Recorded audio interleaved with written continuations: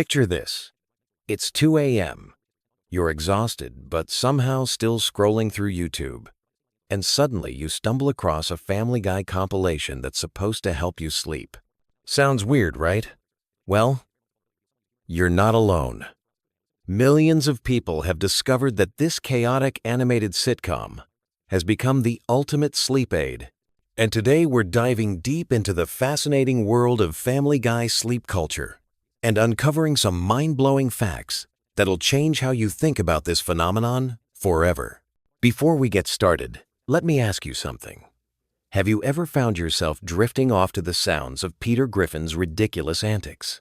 If so, you're part of a massive community that's turned what was meant to be comedy gold into the perfect bedtime soundtrack. And trust me, by the end of this video, you'll understand exactly why this works so well and discover some incredible secrets about the show that even die-hard fans don't know. Let's start with the most surprising fact of all. Family Guy wasn't designed to be relaxing, yet it's become one of the most popular sleep aids on the internet. The reason behind this paradox is actually rooted in psychology. Our brains crave familiar patterns when we're trying to wind down. And after more than 2 decades on air, Family Guy has created a predictable rhythm that viewers find comforting. The show's structure follows a specific formula that makes it perfect for background noise. Each episode contains multiple short segments, cutaway gags that last just long enough to capture attention without requiring deep focus, and character voices that remain consistent throughout. This creates what sleep experts call a cognitive lullaby, where your brain can partially engage without becoming overstimulated. But here's where it gets really interesting. The show's creator, Seth MacFarlane, has actually acknowledged this unexpected use of his creation. In interviews, he's mentioned receiving countless messages from fans who use Family Guy episodes to fall asleep.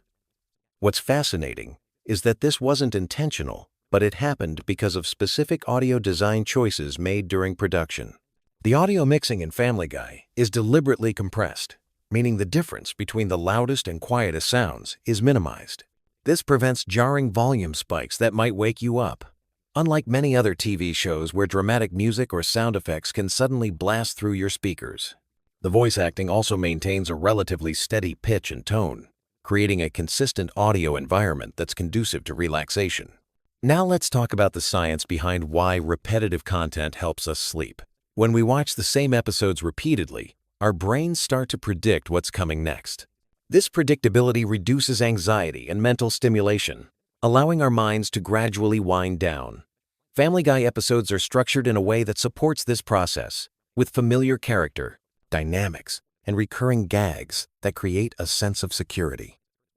The phenomenon has grown so large that entire YouTube channels are dedicated to Family Guy sleep compilations. These videos regularly rack up millions of views, with comment sections filled with people sharing their gratitude for finding the perfect sleep content. Some compilations run for 10, 12, even 15 hours, specifically designed to play throughout the entire night without interruption. What makes this even more remarkable is the demographic involved. While Family Guy's primary audience skews toward adults aged 18 to 49, the sleep community spans all age groups. Parents report using these compilations to help their children fall asleep, while elderly viewers have discovered that familiar voices and simple storylines provide comfort during restless nights. The cultural impact of this trend extends beyond just sleep habits. It's created a shared experience among viewers who might never meet but who all understand the comfort of falling asleep to Peter Griffin's voice. Social media groups dedicated to Family Guy sleep content have thousands of members who share their favorite episodes, discuss which seasons work best for sleeping, and even create custom playlists for different moods. But let's dive deeper into what makes Family Guy specifically effective compared to other animated shows. The key lies in its character consistency and emotional tone. Unlike shows with dramatic story arcs or intense emotional moments, Family Guy maintains a relatively flat emotional landscape. Even when conflicts arise, they're typically resolved quickly and without lasting consequences, preventing the kind of narrative tension that might keep your mind active. The show's humor style also plays a crucial role. The comedy is largely observational and referential, rather than building toward major punchlines that require your full attention. This allows viewers to drift in and out of consciousness without feeling like they're missing important plot points or set up payoff sequences that other comedies rely on. Character voice consistency is another crucial factor. Seth MacFarlane voices multiple main characters, including Peter, Brian, and Stewie, creating a unified vocal landscape. His voice acting style maintains consistent energy levels and delivery patterns across different characters, contributing to the overall audio stability that makes the show suitable for sleep. The animation style itself supports the sleep-friendly nature of the content. Family Guy uses bright, primary colors and simple character designs that don't create visual complexity or overstimulation. The backgrounds are typically static, and camera movements are minimal compared to more action-oriented animated series. This visual simplicity prevents the kind of dynamic imagery that might keep viewers visually engaged when they're trying to relax.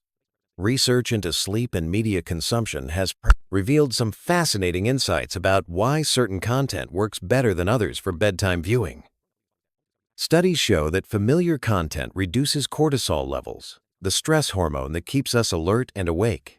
When we watch something we've seen before, our brains don't need to work as hard to process new information, allowing other systems to begin the shutdown process necessary for sleep. The episodic nature of Family Guy also supports healthy sleep habits. Unlike serialized dramas that create cliffhangers and emotional investment in ongoing storylines, Family Guy episodes are largely self-contained. This means viewers don't feel compelled to stay awake to find out what happens next, reducing the kind of narrative anxiety that can interfere with sleep onset. Temperature regulation during sleep is crucial, and surprisingly, the content we consume before bed can affect our body's ability to cool down. Family Guy's predictable pacing and familiar content help maintain steady heart rate and breathing patterns, supporting the natural temperature drop that signals our bodies it's time to sleep. The show's approach to conflict resolution also contributes to its sleep-friendly qualities. Most episodes follow a pattern where problems are introduced and resolved within 22 minutes, creating a sense of completion and closure that helps viewers feel satisfied and ready to rest. This is dramatically different from shows that end episodes with unresolved tension or dramatic cliffhangers. Cultural references and pop culture jokes in Family Guy serve an interesting function for sleep viewers. Because many of these references are repeated across multiple episodes and seasons, they create layers of familiarity that deepen over time. Longtime viewers develop an almost subliminal recognition of these patterns, further enhancing the comfort and predictability that supports sleep. The timing of cutaway gags is another element that works in favor of sleep viewers. These brief tangential scenes typically last between 10 to 30 seconds, providing just enough variety to prevent complete monotony while maintaining the overall flow of familiar content. They're short enough that viewers who drift off won't miss significant plot development, but engaging enough to provide gentle mental stimulation for those still partially awake. Voice acting quality and consistency across the series is remarkable when you consider that Family Guy has been in production for over 20 years. The main voice actors have maintained their character voices with impressive consistency, creating an audio signature that remains recognizable and comforting across different seasons and episodes. This vocal stability is crucial for sleep content, as changes in voice quality or delivery style could be jarring enough to wake viewers. The show's musical approach also supports its effectiveness as sleep content. The background music is typically understated and doesn't compete with dialogue for attention. Musical cues are predictable and rarely feature sudden volume changes or jarring instrumental choices that might disrupt the relaxation process.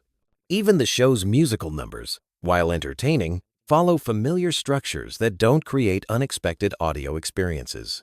Character development in Family Guy follows patterns that support its use as sleep content. Unlike shows where characters undergo significant growth or change, Family Guy characters remain relatively static in their personalities and behaviors. This consistency means viewers always know what to expect from each character, reducing the cognitive load required to follow character arcs or relationship developments. The pacing of dialogue delivery is another crucial element. Family Guy conversations typically maintain steady rhythms without the rapid-fire exchanges or dramatic pauses that characterize other comedy series. This consistent pacing helps maintain the audio environment that many viewers find conducive to sleep, providing gentle stimulation without sudden changes that might increase alertness. Production quality across different seasons has remained remarkably consistent, which is important for viewers who cycle through multiple episodes during sleep sessions. While animation techniques have evolved over the years, the core audio elements that make Family Guy effective for sleep have remained stable throughout the series' run. The global appeal of Family Guy as sleep content transcends cultural boundaries. International viewers report similar experiences with the show's sleep-inducing properties, even when watching dubbed versions in their native languages. This suggests that the fundamental structural elements that make the show effective for sleep are independent of specific cultural references or language-based humor. Streaming platform algorithms have recognized this usage pattern and now actively recommend Family Guy content to viewers who consume other sleep-related media. This has created a feedback loop where the show's sleep community continues to grow as more people discover its effectiveness through algorithmic suggestions. The economic impact of this trend is substantial. Streaming services have reported that Family Guy episodes generate billions of hours of viewing time, with a significant portion of that consumption happening during typical sleep hours. This has influenced licensing decisions and content acquisition strategies across multiple platforms. Medical professionals have begun studying the Family Guy sleep phenomenon as part of broader research into media-assisted sleep techniques.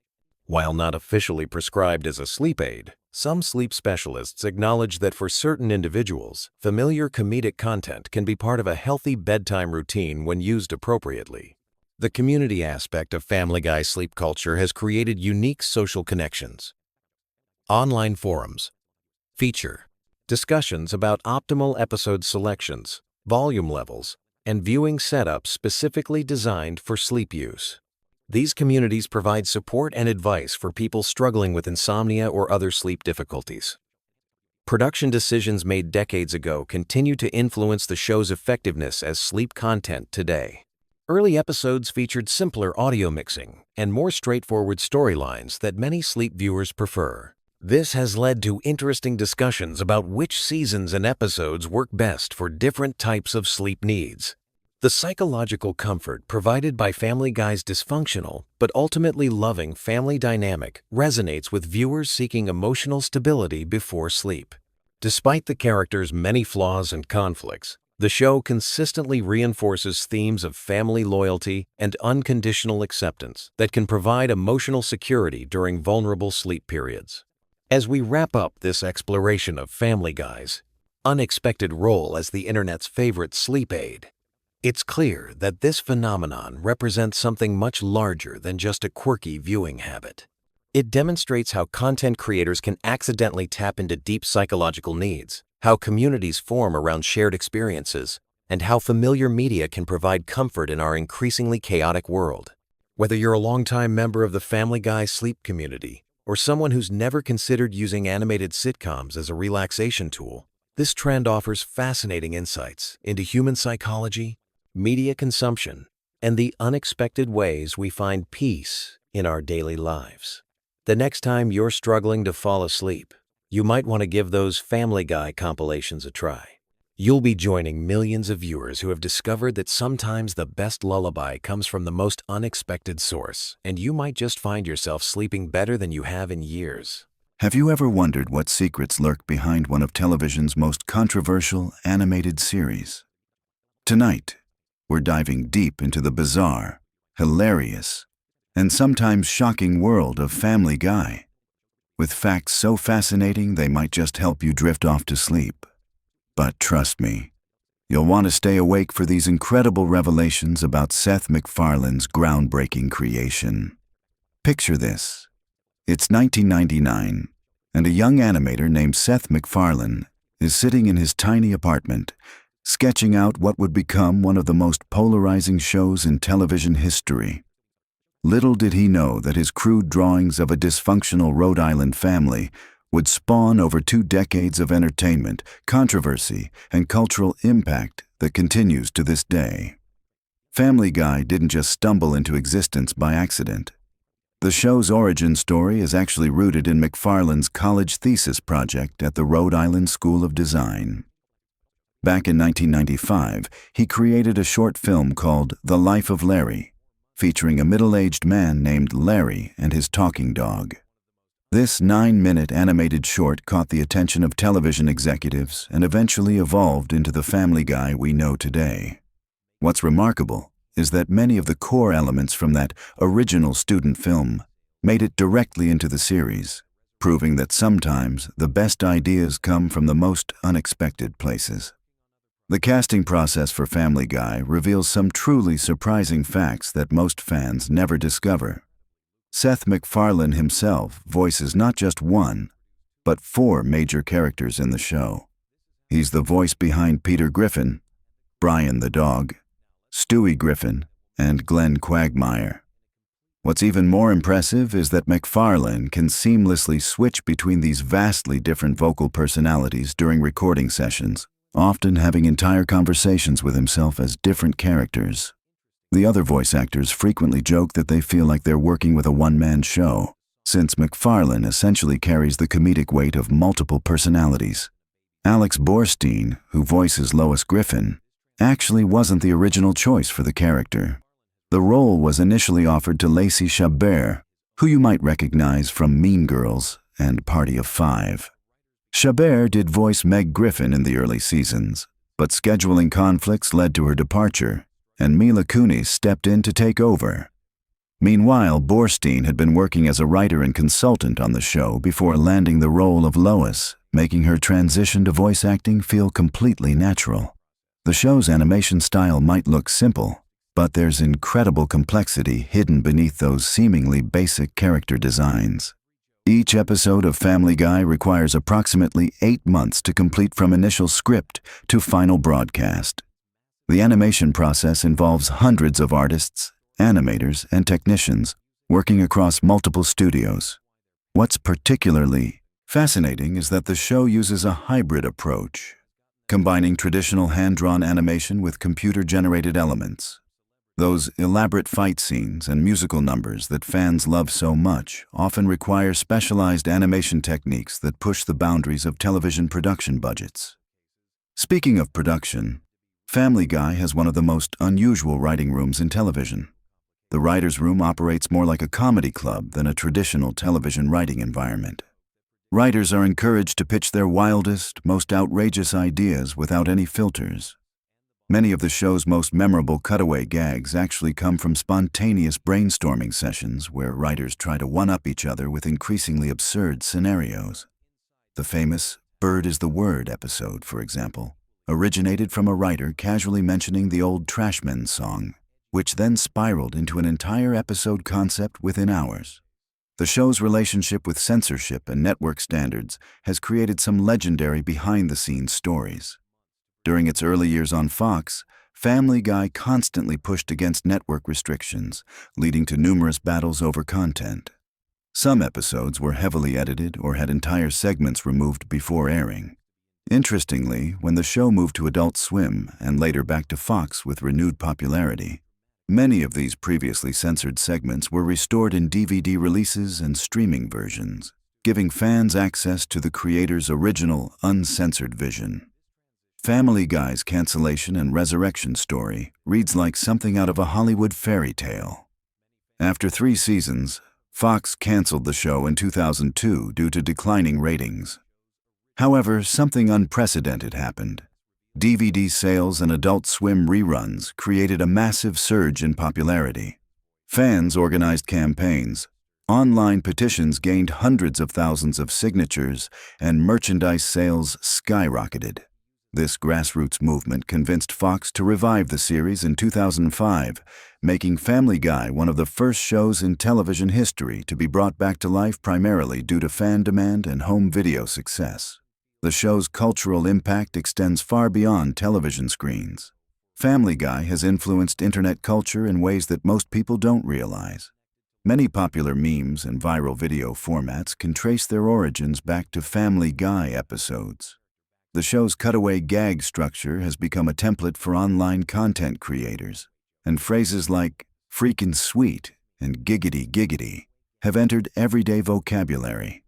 Social media platforms are filled with Family Guy reaction GIFs and quotes, demonstrating the show's lasting influence on digital communication. Seth MacFarlane's musical background plays a crucial role in Family Guy's identity that often goes unnoticed.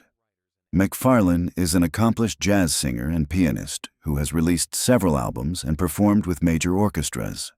This musical talent directly influences the show's frequent musical numbers and elaborate song and dance sequences. When characters break into song, MacFarlane often personally composes the music and provides vocal arrangements. Some of the show's most memorable moments, like Stewie and Brian's road trip songs or Peter's various musical adventures, showcase MacFarlane's genuine musical abilities rather than just comedy writing. The voice recording process for Family Guy involves some truly unique techniques that create the show's distinctive sound. Unlike many animated series where actors record their lines separately, Family Guy often brings the core cast together for group recording sessions. This allows for more natural interactions and improvised moments between characters. Seth Green, who voices Chris Griffin, frequently ad-libs during these sessions, leading to some of the characters' most endearing moments. The chemistry between voice actors during these collaborative recording sessions contributes significantly to the family dynamic that makes the show feel authentic despite its outrageous scenarios. Family Guy's international variations reveal fascinating cultural adaptations that most American viewers never see.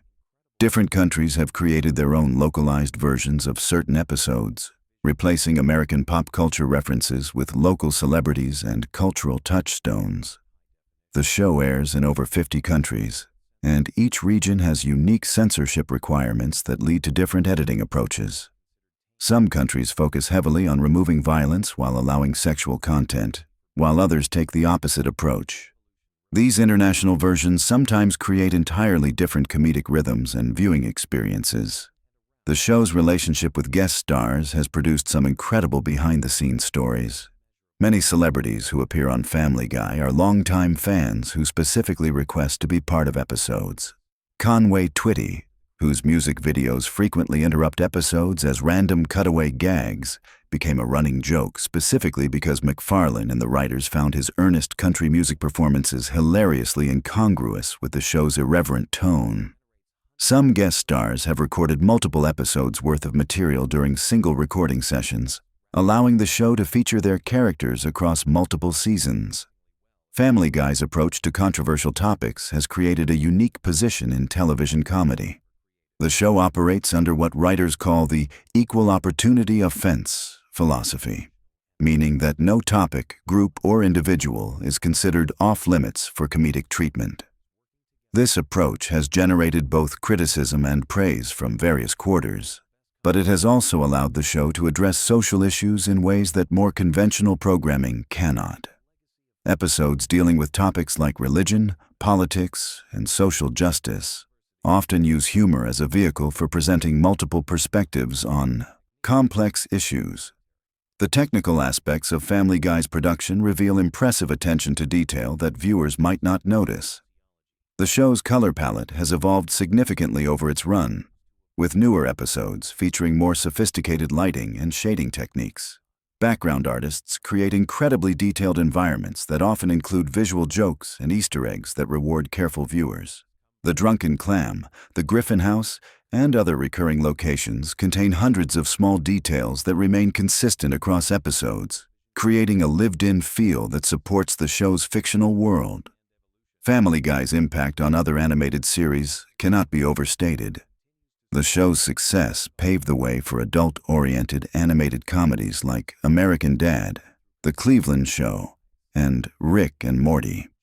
Its influence on writing style, particularly the use of non-sequitur cutaway gags and pop culture references, has become a standard template for animated comedy. Many current animated series creators cite Family Guy as a direct influence on their own work, demonstrating its lasting impact on the medium. The show's merchandise empire extends into surprisingly diverse areas. Beyond typical television show merchandise like t-shirts and toys, Family Guy has inspired everything from mobile apps to theme park attractions. The show's characters appear on products ranging from breakfast cereals to automobile accessories. This merchandising success has contributed significantly to the show's financial viability and cultural presence, making Family Guy characters recognizable, even to people who don't regularly watch the series. Family Guy's writing team includes some of television's most talented comedy writers, many of whom have gone on to create their own successful series. The show serves as a training ground for comedy writers, providing them with experience in rapid-fire joke writing, character development, and serialized storytelling. Alumni of the Family Guy writing staff have contributed to shows like The Simpsons, South Park, and Saturday Night Live, spreading the show's comedic influence throughout the industry. The show's approach to character development over multiple seasons reveals sophisticated long-term storytelling strategies. While Family Guy is known for its episodic nature and reset-button storytelling, careful viewers can trace character evolution across seasons. Stewie's gradual shift from world domination fantasies to more nuanced character interactions, Brian's ongoing struggles with alcoholism and romantic relationships, and Peter's various career changes all represent subtle character development that occurs alongside the show's more obvious comedic elements. Family Guy's relationship with current events and topical humor requires incredibly fast production turnarounds that most viewers don't appreciate. The show's writers and animators often work under extreme time pressure to incorporate recent news events and pop culture phenomena into episodes.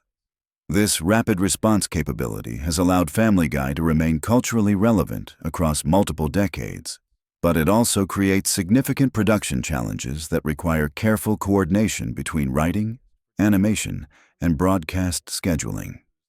The show's musical parodies and elaborate musical sequences often involve complex licensing negotiations and legal considerations.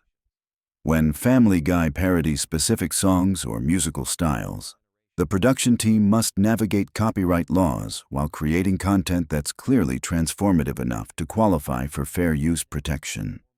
Some of the show's most memorable musical moments required months of legal work behind the scenes, demonstrating the complexity involved in creating seemingly simple comedic content. Family Guy's impact on voice acting as a profession has been substantial and lasting. The show's success has elevated voice acting from a relatively niche specialty to a more mainstream entertainment career path. Seth MacFarlane's multiple voice roles have inspired other actors to develop versatile vocal capabilities, and the show's ensemble cast approach has become a model for other animated series. Voice acting workshops and training programs now regularly reference Family Guy techniques and approaches. The show's digital presence and streaming availability have introduced Family Guy to entirely new generations of viewers who experience the series differently than original broadcast audiences. Binge-watching capabilities allow viewers to notice long-term character arcs and recurring jokes that might be missed during weekly viewing.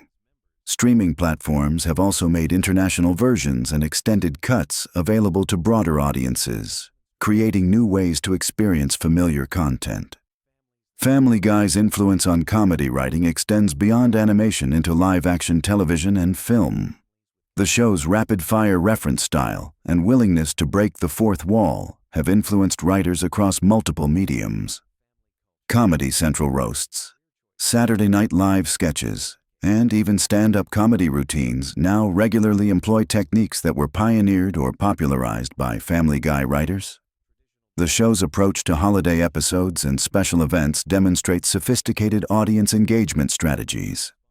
Family Guy's Christmas, Halloween, and other holiday episodes often feature elaborate production values and guest stars, creating appointment television that generates significant viewer loyalty. These special episodes frequently become fan favorites that get rewatched annually, contributing to the show's lasting cultural presence. As we reach the end of our journey through these fascinating Family Guy facts, it's clear that this seemingly simple animated series contains layers of complexity, creativity, and cultural influence that most viewers never fully appreciate. From Seth MacFarlane's one-man vocal circus to the show's groundbreaking approach to adult animation, Family Guy has carved out a unique space in television history that continues to evolve and surprise audiences. Whether you're a longtime fan or someone just discovering the series, these behind-the-scenes insights reveal the incredible amount of talent, dedication, and creative risk-taking that goes into every episode. The show's ability to remain relevant and controversial after more than 2 decades speaks to its creators' understanding of comedy, culture, and the ever-changing landscape of entertainment. So the next time you're settling in for a Family Guy marathon, remember that you're not just watching a cartoon about a dysfunctional family in Rhode Island. You're experiencing the result of thousands of hours of creative work by some of the most talented people in entertainment, all coming together to create something that's simultaneously ridiculous and profound, offensive and heartwarming, simple and incredibly sophisticated. Sweet dreams. And remember, somewhere out there, Seth MacFarlane is probably already working on the next episode that will surprise, delight, and possibly outrage audiences all over again. That's the magic of Family Guy. And that's what makes it truly special in the vast landscape of television entertainment. Picture this. You're lying in bed, phone in hand, ready to drift off to the soothing sound of random Family Guy trivia. Well, buckle up, Buttercup, because tonight we're diving deep into the most bizarre, shocking, and downright disturbing moments that have happened to every single character in Quahog. And trust me, by the end of this video, you'll never look at your favorite dysfunctional cartoon family the same way again. Now, before we start this journey through animated trauma, let me ask you something. Have you ever wondered what it would be like if the worst day of your life was broadcast on national television for millions to laugh at? Well, that's basically every episode of Family Guy for these poor fictional souls. So grab your favorite pillow, get comfortable, and let's explore the darkest corners of Seth MacFarlane's twisted imagination. Starting alphabetically with Adam West, because why not begin with a mayor who's nuttier than a fruitcake? This eccentric political figure finally found his soulmate when he married Carol, Lois's sister. For a guy who regularly talks to his own hand and thinks cardboard cutouts are real people, finding true love seemed like a miracle. The wedding was beautiful, the honeymoon was passionate, and for once in his bizarre life, Adam West looked genuinely happy. But happiness in Family Guy is like a snowball in hell. It melts faster than you can say cutaway gag. Carol decided that one mayor wasn't enough for her appetite, so she started having an affair with another man. When Adam discovered this betrayal, instead of walking away with his dignity intact, he challenged the other guy to a duel. Because nothing says rational response like pistols at dawn, right? The worst part wasn't just the cheating. It was watching this lonely, eccentric man desperately fight for someone who clearly didn't deserve his devotion. Carol promised it would never happen again, but we all knew that was complete garbage. Adam deserved so much better than a woman who treated his heart like a revolving door. Moving on to Angela, Peter's former boss at the toy company. Unlike most characters who simply disappear without explanation, Angela got a proper send-off that hit viewers right in the feels. When voice actress Carrie Fisher passed away in real life, the show made the touching decision to address it directly in the series. According to Peter's explanation, Angela died doing what she loved, which was apparently swimming less than 20 minutes after eating. Now, we all know that's an old wives' tale about getting cramps, but in the Family Guy universe, it was enough to send this strong, independent businesswoman to her watery grave. It's both absurd and oddly respectful, which perfectly captures the show's ability to blend humor with genuine emotion. Barbara Pewterschmidt, or Babs as she's known to friends, has endured decades of her husband Carter's wandering eye. This woman has put up with more infidelity than a reality TV show contestant, and somehow she keeps forgiving him. The breaking point came when Peter caught Carter in bed with yet another woman, and after some classic Griffin family blackmail shenanigans, the secret inevitably came out. Picture the devastation on Babs's face when she realized that everyone knew about her husband's latest affair before she did. The humiliation of being the last to know, the embarrassment of having your private pain become public gossip. It's enough to break anyone's spirit. She kicked his crusty behind out of the house and tried to start fresh, but love makes fools of us all. And she eventually took him back. The irony is that Babs isn't exactly innocent herself. She's had her own affairs over the years, including that memorable encounter with Jackie Gleason. But there's something particularly cruel about Carter's public humiliation of his wife that makes this betrayal sting more than the others. Bonnie Swanson represents the dark side of suburban marriage. When she's not cheating on her paralyzed husband, she's literally trying to murder him with ground glass in his food, or buying rickety houses hoping they'll collapse on him. But karma has a way of coming full circle, and Bonnie got a taste of her own medicine in the most humiliating way possible. During their daughter's birthday party, with friends and family gathered around, Bonnie overheard Joe having an affair with a colleague through the baby monitor. Imagine the mortification of discovering your spouse's betrayal while surrounded by people who are supposed to be celebrating your family. The timing couldn't have been worse, and the method of discovery was like something out of a soap opera nightmare. The fact that this happened during what should have been a joyous occasion for their child makes it even more devastating. Bonnie may be a serial cheater herself, but nobody deserves to have their private pain exposed in such a public and humiliating way. Now let's talk about Brian Griffin, the philosophical dog with more emotional baggage than a therapy convention. Poor Brian has endured countless injuries over the years, from losing his teeth in a fight with Peter to getting his face smashed by a fire hydrant. But the absolute worst thing that happened to him was his temporary death in season 12. Getting hit by that car and actually dying, even if it was only for 2 episodes, represents the ultimate trauma for any character. Death is supposed to be permanent, final, the end of all stories. For Brian to experience that ultimate fear and then somehow return to life, the psychological impact must have been enormous. Think about it from his perspective. One moment he's crossing the street, the next he's presumably facing whatever comes after life. Then suddenly he's back, but with the knowledge that death is real, permanent, and can happen at any moment. That kind of existential trauma would mess with anyone's head, even a talking dog who writes pretentious novels. Bruce's story is one of love, acceptance, and heartbreaking loss. After years of hiding his true self, he finally came out, married his longtime partner Jeffrey, and even had a baby through surrogacy. For the first time in his life, Bruce was living authentically, openly, and happily. He had everything he'd ever wanted: a husband, a child, and the freedom to be himself without shame or fear. But Family Guy has never been kind to happiness, and during what should have been a perfect vacation in Bermuda, tragedy struck in the most brutal way imaginable. Jeffrey's hat fell into the water, and being the loving husband he was, he jumped in to retrieve it. That simple act of devotion cost him his life when a shark attacked and killed him in front of Bruce's horrified eyes. The imagery of watching Jeffrey get torn apart by a predator, followed by the soul-crushing sight of 2 coffins being loaded onto the plane, represents a level of trauma that goes beyond physical pain. Bruce had to watch his dreams of a perfect life literally get devoured before his eyes. Carter Pewterschmidt is arguably one of the most evil characters on the show. This billionaire has hidden cancer cures for profit, destroyed countless lives for money, and shown no remorse for any of his actions. But karma caught up with him in the most ironic way possible when Lois accidentally shot him in the head. The bullet caused severe brain damage that completely changed Carter's personality.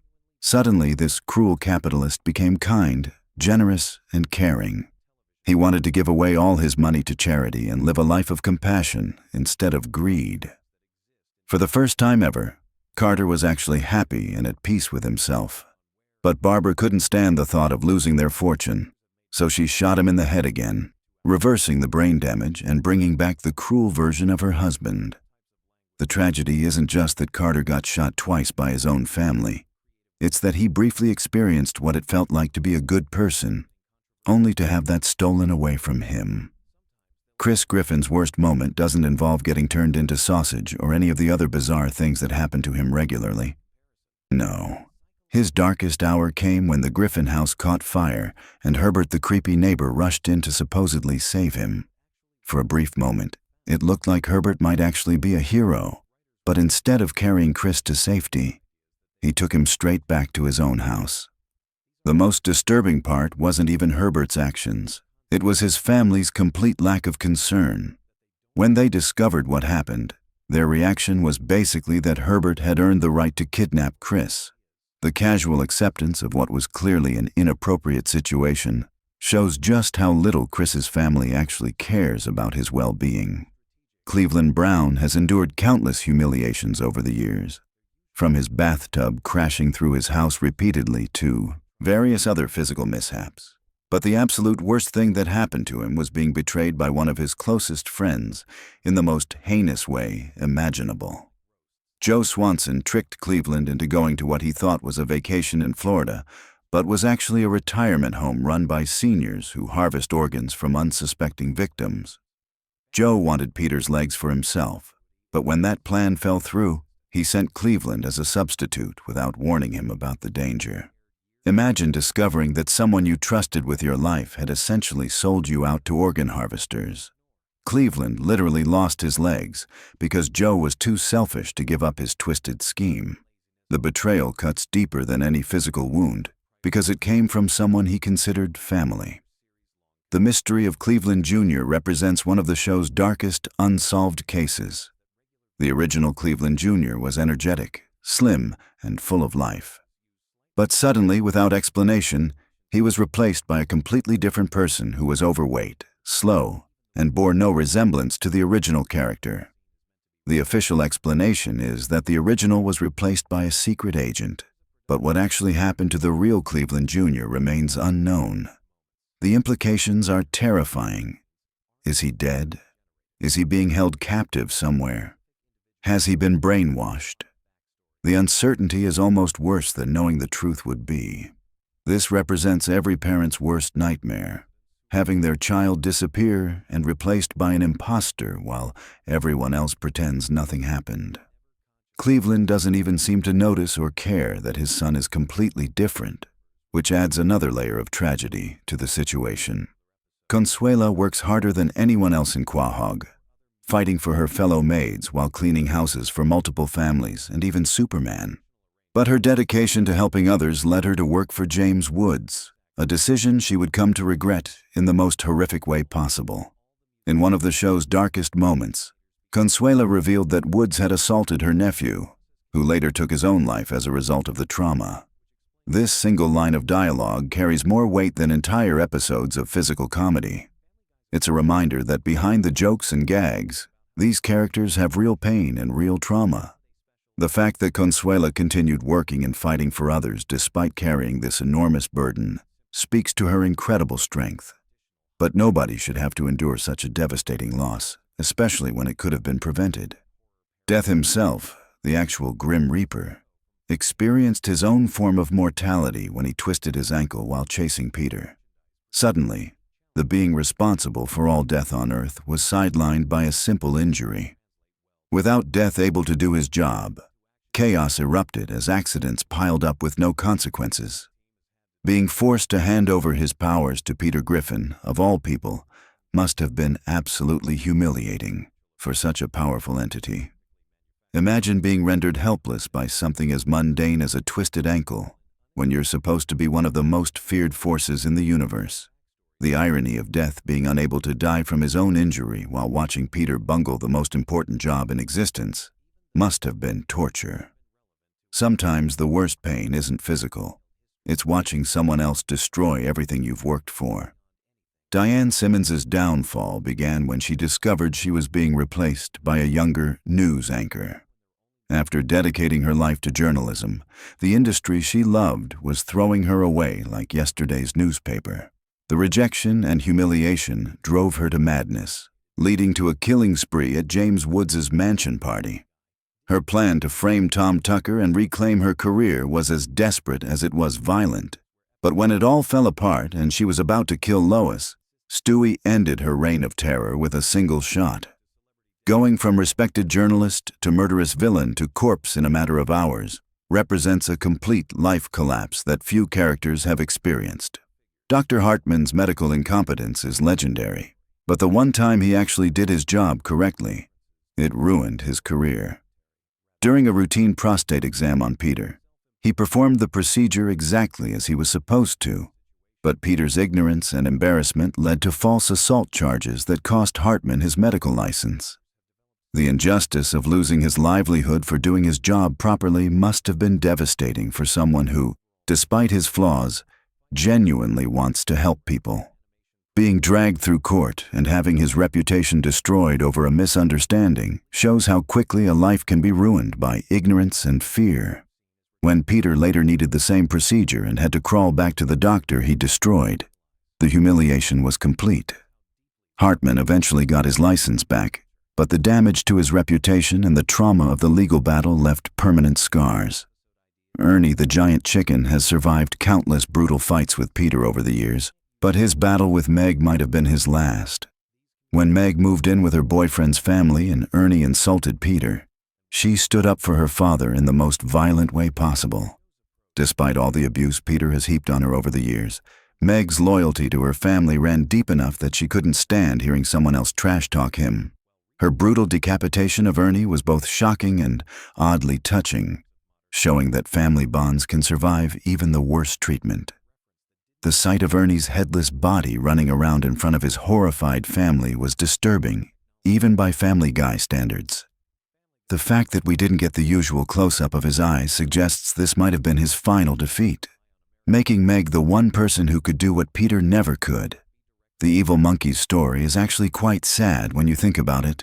For years he terrorized Chris by angrily pointing at him from the closet, but it turns out he was just too shy to start a conversation. All that time, he wasn't evil at all, just socially awkward and misunderstood. But before this revelation, the poor monkey was beaten up by Brian's son Dylan. Being attacked by someone when you're already struggling with social anxiety and communication issues must have been incredibly traumatic. The monkey was already isolated and afraid, and the violence only made things worse. Glenn Quagmire's entire identity revolves around his sexual prowess and his most prized anatomical feature. So when a shark bit off his manhood during a skiing trip, it represented the ultimate nightmare for someone whose whole personality is built around sexual conquest. Watching Quagmire become a shell of himself, miserable and lost without the one thing that defined him, was both comedic and genuinely sad. His entire sense of self-worth was tied to something that could be taken away in an instant, showing how fragile our identities really are. The solution, getting Ida's old equipment with a huge mole on it, was both generous and awkward. Having to explain to potential partners that you're using your father's former anatomy would be enough to give anyone performance anxiety for life. The greased-up deaf guy remained a mystery for years, slipping away from every attempt to catch him while spouting his signature catchphrase. But his origin story revealed a tragic accident that changed him from an ordinary businessman into the greasy enigma we know today. Getting caught in a grease truck explosion severe enough to cause deafness and require constant lubrication to survive sounds absolutely horrifying. Imagine going from a normal life to being a permanently slippery outcast who can't hear and can barely communicate with others. The transformation from respected professional to neighborhood oddity represents a complete loss of identity and social connection. He went from being someone people respected to someone they actively tried to avoid or capture. Herbert's backstory adds a dark historical element to his character. As a World War II pilot who was shot down and sent to a concentration camp, he experienced some of humanity's darkest hours. Being forced to do degrading work like sorting recyclables while imprisoned shows how war can strip away dignity and humanity. The fact that he describes the sticky trash as the worst part, while clearly downplaying much more serious trauma, suggests a coping mechanism of focusing on minor irritations to avoid confronting deeper pain. His current inappropriate behavior toward Chris might stem from the psychological damage of his wartime experiences. Ida's journey represents the struggle of living authentically while facing rejection from those you love most. When she came out as transgender to her son Quagmire, instead of receiving support, she was shunned and rejected. Being abandoned by your own child for being true to yourself is one of the cruelest forms of emotional pain. Even after Quagmire eventually accepted her, he later forced her to choose between him and her relationship with Brian. Making someone pick between their child and their chance at happiness is pure selfishness, especially after she had already made the generous gesture of giving him her former anatomy. Joe Swanson's transformation from paraplegic to quadriplegic during a bull run represents every disabled person's worst fear, losing even more independence and control over their life. Being paralyzed from the neck down instead of just the waist changed everything for him. The abandonment that followed was even worse than the physical trauma. His wife Bonnie immediately left him for Europe, claiming she didn't sign up for this level of care. His friends tried to help, but eventually dumped him in a terrible state facility when it became too much work. Being betrayed by both your spouse and your closest friends when you need them most is a special kind of hell. Joe eventually regained some function, but the emotional scars of abandonment would last forever. Jerome carries the heaviest emotional burden of any character on the show. Losing his wife to cancer just 1 week after their wedding, followed by his daughter's death from pneumonia 6 weeks later, represents a level of tragedy that transcends comedy. Even in a cartoon universe where death and destruction happen regularly, Jerome's story stands out as genuinely heartbreaking. The timing of these losses, coming right after what should have been the happiest moments of his life, makes the tragedy even more poignant. Jillian's happiness was shattered when Diane Simmons murdered her husband Derek during her killing spree. After being jerked around by Brian and finally finding a good man to marry, having that torn away by random violence must have been devastating. The look of absolute devastation on her face when she realized her husband was dead spoke volumes about the depth of her loss. Going from newlywed bliss to widow in a matter of moments represents the kind of trauma that changes someone forever. The Kool-Aid Man, despite being a corporate mascot, became a victim of Stewie's evil twin in one of the show's more surreal moments. Having your glass body smashed and your contents consumed by a psychotic baby represents a uniquely cartoonish form of murder. The fact that he returned later suggests some form of immortality, but the experience of being destroyed and consumed must have been traumatic even for a sentient beverage container. Lois Griffin has endured tremendous physical and emotional trauma over the years. While getting killed by Stewie in a simulation doesn't count as real, her other experiences are genuinely horrific. Getting boiling oil thrown on her by Peter left her with severe burns covering her entire body, but arguably worse was the mental trauma of watching Peter perform oral acts on her sick mother due to a hypnotherapy mishap. Physical burns heal, but that mental image would haunt her forever. The violation of boundaries and the grotesque nature of the incident make it worse than any physical injury. Loretta Brown's death was both tragic and disturbing. Falling to her death when Peter destroyed her house was bad enough, but Quagmire's necrophilic intentions afterward added another layer of horror to her fate. Being killed by your ex-husband's friend's stupidity and then having your corpse violated represents a complete denial of dignity, even in death. The fact that this was played for laughs makes it even more disturbing. Meg Griffin has endured so much abuse that choosing just one worst moment seems impossible. She's been shot, stabbed, humiliated, and ignored by her family for years. But losing her arms and legs while becoming deaf, dumb, and blind represents the ultimate disability nightmare. Being completely helpless and unable to communicate or care for yourself while still being conscious and aware would be torture beyond imagination. The combination of physical disability and sensory deprivation creates a prison worse than any jail cell. Mort Goldman's loss of his wife Muriel was made even more tragic by his inability to think of anything positive to say about their marriage. After decades together, being unable to recall a single happy memory suggests a relationship built on obligation rather than love. The fact that she died violently during Diane's killing spree adds sudden trauma to what might have otherwise been a natural parting. Having your spouse murdered while you're realizing your marriage was empty creates a complex grief that would be hard to process. Neil Goldman's humiliation when Meg kissed him during a crisis was compounded by his own poor judgment in broadcasting the moment publicly. Instead of treasuring a private moment, he turned it into a public spectacle that embarrassed them both. His subsequent suicide attempt showed how deeply the rejection affected him, but his actions had already ruined any chance he might have had with Meg. Sometimes the worst things that happen to us are consequences of our own poor choices.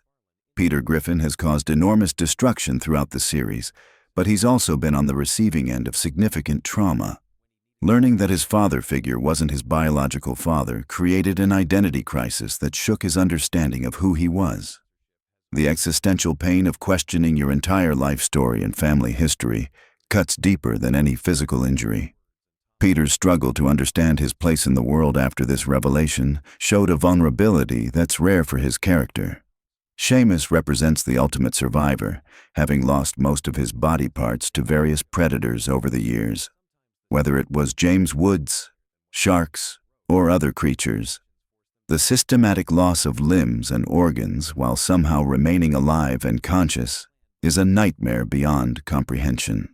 The fact that his origin story keeps changing suggests that the trauma was so severe he can't even remember it clearly. Living as mostly wood and prosthetics while maintaining consciousness would be a constant reminder of everything he's lost. Stewie Griffin has endured incredible trauma for a 1-year-old baby. From dingo attacks to being fused with his teddy bear, his young life has been filled with horror. But the worst incident was when he split his head open falling downstairs, and his family refused to get him medical attention. Instead of rushing him to the hospital, they tried to cover up the injury and hide the evidence. Watching a raccoon gnaw on his exposed brain, while his family worried more about getting in trouble than his health, shows a level of neglect that borders on criminal. The fact that he spent months in a coma while they continued to prioritize their own convenience over his life demonstrates how little they truly care about him despite their occasional shows of affection. Tom Tucker's identity crisis when he faced replacement by a younger anchor led to a complete career meltdown. Following Peter's advice to get tattoos live on air was the final nail in his professional coffin, destroying everything he'd worked for his entire life. Being fired from the job that defined him and then nearly committing suicide over the loss shows how completely his sense of self was tied to his career. The humiliation of having his replacement want to interview him before his suicide attempt added insult to injury. Trisha Takanawa's fate during the Y2K Apocalypse episode, becoming a victim of cannibalism, represents the ultimate objectification.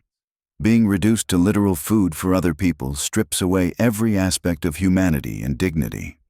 Even in a post-apocalyptic setting, the casual way her consumption was discussed shows how completely society had broken down and how little value was placed on individual human life. Each of these characters has faced their own unique form of suffering, from physical trauma to emotional devastation to existential crisis. What makes these moments particularly impactful is how they contrast with the show's usual comedic tone. When Family Guy decides to get dark, it doesn't hold back. These aren't just random gags or throwaway jokes. They're genuine character moments that reveal the psychological depth hiding beneath the surface humor. The fact that these characters continue to function and interact normally after experiencing such trauma speaks to both human resilience and the show's commitment to treating serious subjects with the same casual attitude as everything else. Understanding these worst moments helps us appreciate the full scope of what these characters have endured. It's easy to laugh at their misfortunes when they're presented as comedy, but examining them seriously reveals a tapestry of human suffering that would challenge anyone's sanity. The genius of Family Guy lies in its ability to make us laugh at things that would horrify us in real life. By presenting extreme trauma in a comedic context, the show allows us to process difficult emotions and experiences in a safe environment. These characters serve as vessels for our own fears and anxieties, experiencing the worst possible outcomes so we don't have to. Their resilience in the face of unimaginable suffering provides a strange form of comfort and inspiration. Whether it's betrayal by loved ones, physical mutilation, loss of identity, or complete abandonment, every character has faced their ultimate nightmare and somehow survived to appear in the next episode. The cyclical nature of their suffering, where trauma is quickly forgotten and life returns to normal, reflects how we often deal with our own pain by compartmentalizing and moving forward rather than dwelling on past hurts. But tonight, as you drift off to sleep, you can take comfort in knowing that no matter how bad your day was, at least you're not a Family Guy character. At least you don't have to worry about your house being destroyed by a giant chicken, your spouse cheating with your neighbor, or your family refusing to take you to the hospital when your brain is exposed. Sweet dreams, and remember that in the morning, you'll wake up in a world that's probably a little less chaotic than Quahog, Rhode Island. Though given the state of things these days, that might not be as comforting as it used to be. But hey, that's a worry for tomorrow. Tonight, just let the absurd suffering of animated characters lull you into peaceful slumber, secure in the knowledge that your problems are probably more manageable than theirs. Sleep tight, and don't let the evil monkeys point at you from the closet. Have you ever wondered what goes on behind the scenes of your favorite animated comedy? Tonight, we're diving deep into the wild world of Family Guy with facts so fascinating they might just lull you into the most entertaining sleep of your life. From secret voice acting techniques to hidden Easter eggs that took fans decades to discover, these are the Family Guy facts that will blow your mind. Picture this. It's 1999, and a young animator named Seth MacFarlane is sitting in a cramped office, sketching what would become one of television's most controversial and beloved families. Little did he know that his creation would survive cancellation twice, spark international debates, and become a cultural phenomenon that would define comedy for generations. But here's the thing. The story of Family Guy is far more incredible than anything Peter Griffin could ever dream up. Let's start with something that will immediately grab your attention. Did you know that Family Guy was actually canceled not once, but twice by Fox? The first cancellation happened in 2002 after just 3 seasons. Network executives thought the show was too edgy, too controversial, and frankly, too weird for mainstream television. They were wrong, dead wrong. The show's popularity on Adult Swim and DVD sales were so massive that Fox had no choice but to bring it back in 2005. Then, believe it or not, they canceled it again in 2007. But once again, fan outcry and incredible ratings forced the network to reverse their decision. This makes Family Guy one of the only shows in television history to be resurrected twice by pure fan power. Here's where things get really interesting. Seth MacFarlane, the creative genius behind the show, almost wasn't around to see his creation succeed. On September 11, 2001, MacFarlane was supposed to be on American Airlines Flight 11. Yes, that Flight 11. He was scheduled to fly from Boston to Los Angeles that morning, but a combination of a hangover and his travel agent giving him the wrong departure time caused him to miss the flight by just 10 minutes. That flight crashed into the North Tower of the World Trade Center. If not for that hangover and scheduling mix-up, there might never have been a Family Guy renaissance, no American Dad, no The Orville. The entire landscape of modern animation could have been completely different. Now, let's talk about voices, because this is where Family Guy becomes absolutely mind-blowing. Seth MacFarlane doesn't just create the show. He voices Peter Griffin, Brian Griffin, Stewie Griffin, Glenn Quagmire, Tom Tucker, and Carter Pewter Schmidt. That's 6 major characters, each with completely distinct personalities and vocal patterns. But here's the kicker. He does all of these voices live, in real time, often switching between characters mid-sentence during recording sessions. The other voice actors have described watching MacFarlane work as like witnessing someone with multiple personality disorder, except it's all controlled and brilliant. Speaking of Stewie, let's address the elephant in the room. For years, fans debated whether Stewie was gay, straight, or something else entirely. Seth MacFarlane finally settled this debate in a way that's both hilarious and profound. According to McFarlane, Stewie's sexuality is intentionally fluid and undefined because he's a baby. Babies don't have developed sexual identities. The joke isn't about his orientation. It's about the absurdity of a 1-year-old having any romantic inclinations at all. This clever writing choice allows the character to be whatever the story needs him to be, making him one of the most versatile characters in television comedy. Here's a fact that will make you appreciate the show's attention to detail. Every single cutaway gag in Family Guy is hand-drawn and animated, even the ones that last only 3 seconds. The animation team creates full character models, backgrounds, and even choreography for jokes that might get a 2-second laugh. This dedication to craft is why Family Guy's visual comedy feels so rich and detailed compared to other animated shows that rely on cheaper animation shortcuts. The show's controversial reputation isn't accidental. It's carefully calculated. Seth MacFarlane has revealed that many of the most outrageous jokes are specifically designed to distract from the show's more subtle social commentary. While audiences are debating whether a particular gag went too far, they're absorbing deeper messages about American culture, politics, and society. It's comedy as intellectual sleight of hand, and it works brilliantly. Let's dive into some character origins that will surprise you. Brian Griffin, the intellectual family dog, was originally going to be just a regular pet with no speaking lines. MacFarlane added Brian's voice and personality during the pilot episode because he felt the family needed a voice of reason, someone who could call out Peter's ridiculous behavior while still being part of the family dynamic.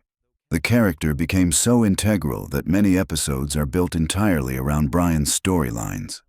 Here's something that might change how you watch the show forever. The Griffin family's house layout has been deliberately inconsistent throughout the series. Sometimes there are different numbers of rooms, staircases appear and disappear, and the kitchen changes size depending on what the scene requires. This isn't sloppy animation. It's an intentional choice. MacFarlane wanted the house to feel like a cartoon space where anything could happen, rather than a realistic location that would limit storytelling possibilities. The famous chicken fights between Peter and Ernie the giant chicken weren't originally supposed to become a recurring gag. The first chicken fight was written as a one-off joke for a single episode. However, the animation team had so much fun creating the elaborate fight sequence that they kept finding excuses to bring it back. These sequences now take weeks to animate and are some of the most expensive scenes the show produces, but they've become so beloved by fans that the network happily approves the budget every time. Let's talk about the show's relationship with censorship because it's more complex than you might think. Family Guy has actually been censored differently in various countries, creating unique versions of episodes around the world. In some regions, entire storylines are removed or altered. This has created a strange phenomenon where hardcore fans collect different international versions of episodes to see how the same jokes are handled in different cultural contexts. It's like a global experiment in comedy and censorship. Here's a technical fact that showcases the show's evolution.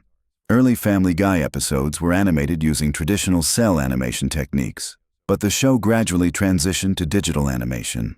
However, they maintained the hand-drawn look by using digital tools that mimic traditional animation methods. This hybrid approach gives Family Guy its distinctive visual style that looks both modern and classically animated. The writing process for Family Guy is unlike any other television show. The writer's room operates more like a comedy club than a traditional TV writing environment. Writers pitch jokes constantly, and the best ones get integrated into episodes regardless of whether they fit the main storyline. This is why the show's cutaway gags often feel so random and disconnected. They literally are random jokes that were too funny not to use. Speaking of cutaway gags, there's actually a complex system for categorizing them. The writers have developed an internal rating system for gags based on how offensive, surreal, or topical they are. This helps them balance episodes so that viewers get a mix of different comedy styles. Too many surreal gags in a row can lose audiences, while too many topical jokes can date an episode quickly. Here's something that will make you appreciate the voice acting even more. Alex Borstein, who voices Lois Griffin, originally auditioned for a completely different character. She was supposed to voice a minor recurring character, But her chemistry with Seth MacFarlane during the audition was so strong that they rewrote Lois's personality to match Borstein's natural comedic instincts. This collaborative approach to character development is why the Griffin family feels so authentic despite being completely absurd. The show's impact on popular culture extends far beyond television. Family Guy has influenced internet meme culture, political discourse, and even academic studies on contemporary humor.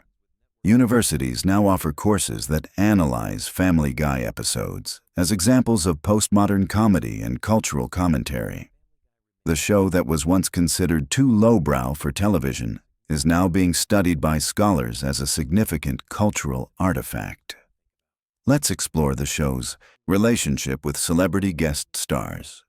Unlike many animated shows that simply hire celebrities to play themselves, Family Guy often asks famous people to voice completely different characters. This approach has led to some surprising performances where you might not even recognize the celebrity's voice. The casting directors specifically look for celebrities who can disappear into their roles rather than just showing up to be famous. Here's a behind-the-scenes fact about the show's music. Every song in Family Guy, from the opening theme to the elaborate musical numbers, is composed and performed by professional musicians. Seth MacFarlane, who has released several jazz albums, personally oversees the musical aspects of the show. The orchestra recordings are done with full ensembles, giving the show's music a richness that most animated comedies can't match. The show's approach to social issues is more sophisticated than critics often acknowledge. Family Guy frequently tackles controversial topics, but the show's official stance is usually revealed through Brian's character, who serves as the moral compass. When Peter does something outrageous, Brian's reaction often represents the show's actual position on the issue. This allows the show to explore controversial territory while maintaining a clear ethical framework. Here's something that might surprise casual viewers.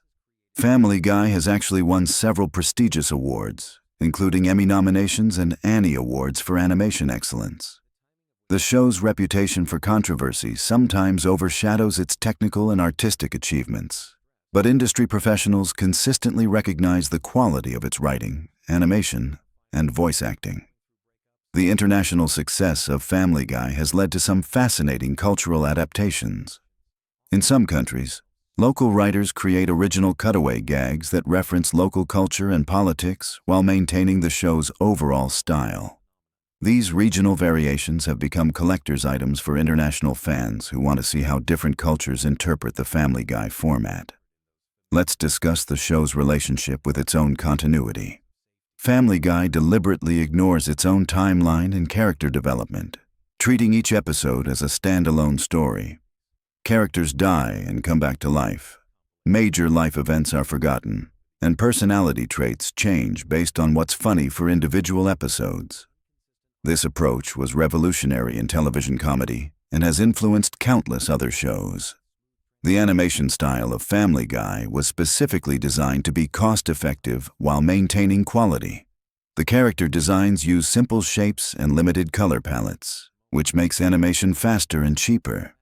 However, the show compensates for this simplicity with incredibly detailed backgrounds and elaborate action sequences. This balance between efficiency and spectacle is part of what makes the show economically sustainable. Here's a fact about the show's writing timeline that might surprise you.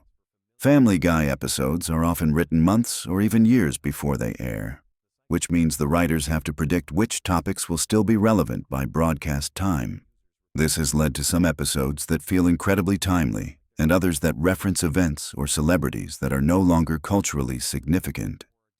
The writers have learned to focus on timeless themes and universal human experiences that will remain funny regardless of when the episode airs. The show's approach to parody is methodical and research-intensive. When Family Guy decides to parody a movie, television show, or cultural phenomenon, the writers study the source material extensively. They watch movies multiple times, read reviews and analyses, and even interview people involved in the original productions. This thorough research is why Family Guy parodies often capture subtle details that casual viewers of the original material might miss. Speaking of parodies, let's talk about the show's relationship with other animated comedies. Family Guy exists in a strange competitive space with shows like The Simpsons and South Park. Rather than avoiding comparisons, the show has embraced them, creating episodes that directly reference and interact with these other shows. This meta approach to animated comedy has created a shared universe of sorts where different animated families acknowledge each other's existence. The voice recording process for Family Guy is surprisingly collaborative. While Seth MacFarlane voices multiple characters, the other actors often improvise and ad-lib during recording sessions.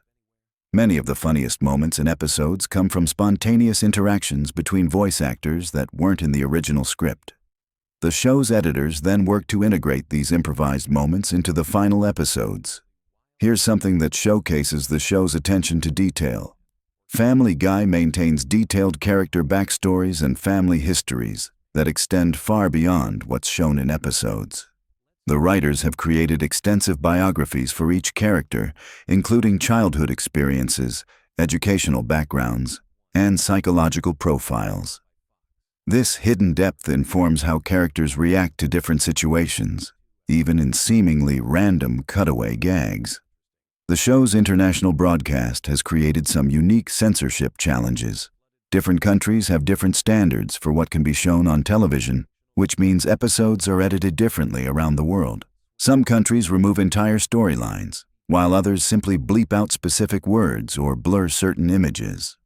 This has created a fascinating study in how different cultures approach comedy and censorship.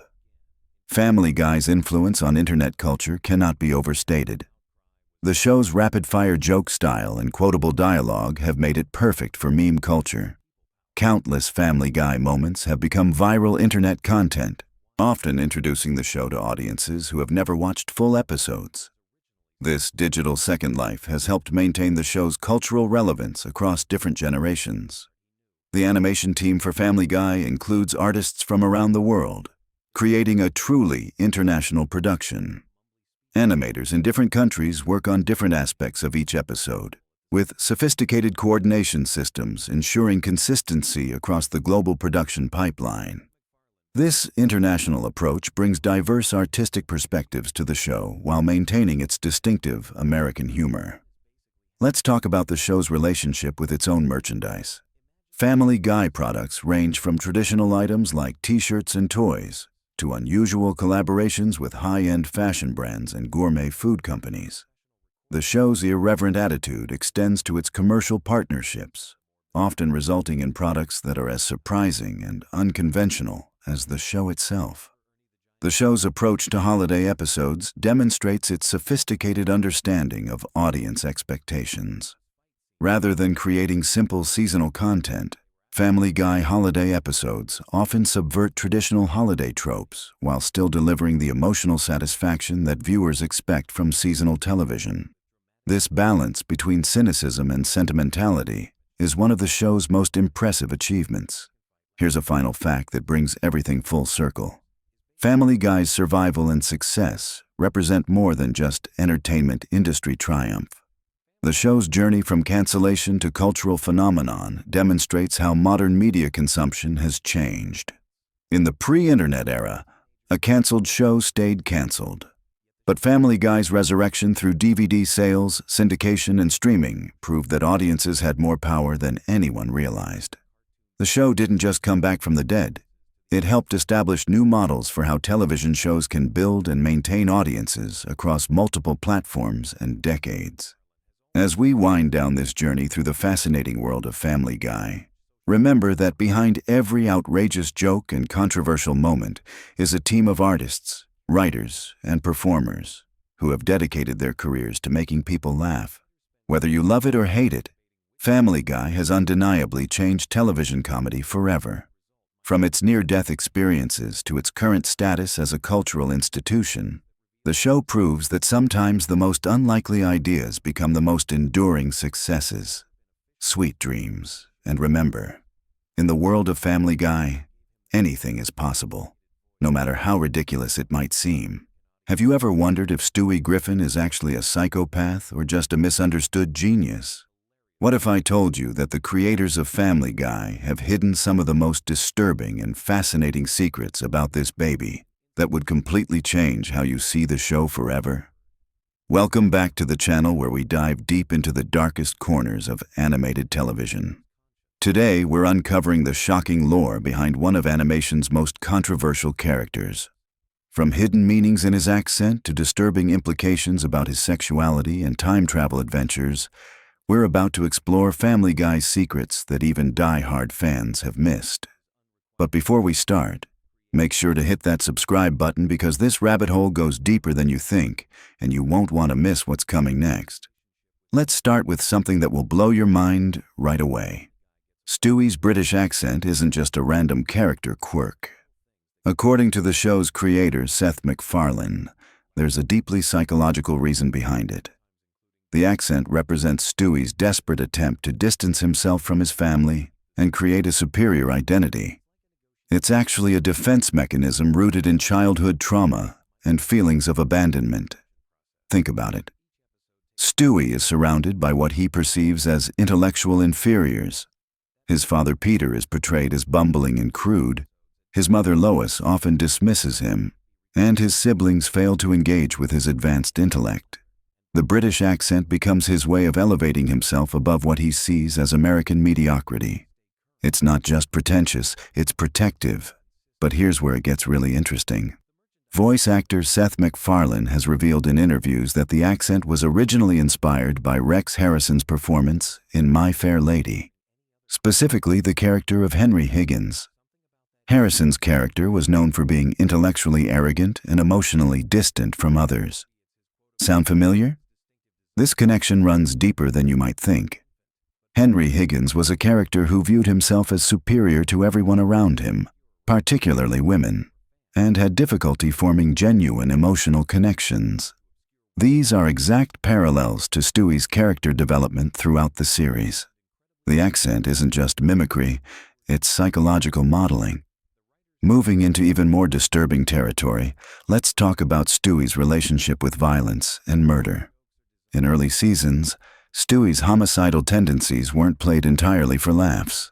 The writers included subtle hints that his violent thoughts stem from genuine psychological disturbance rather than typical childhood acting out.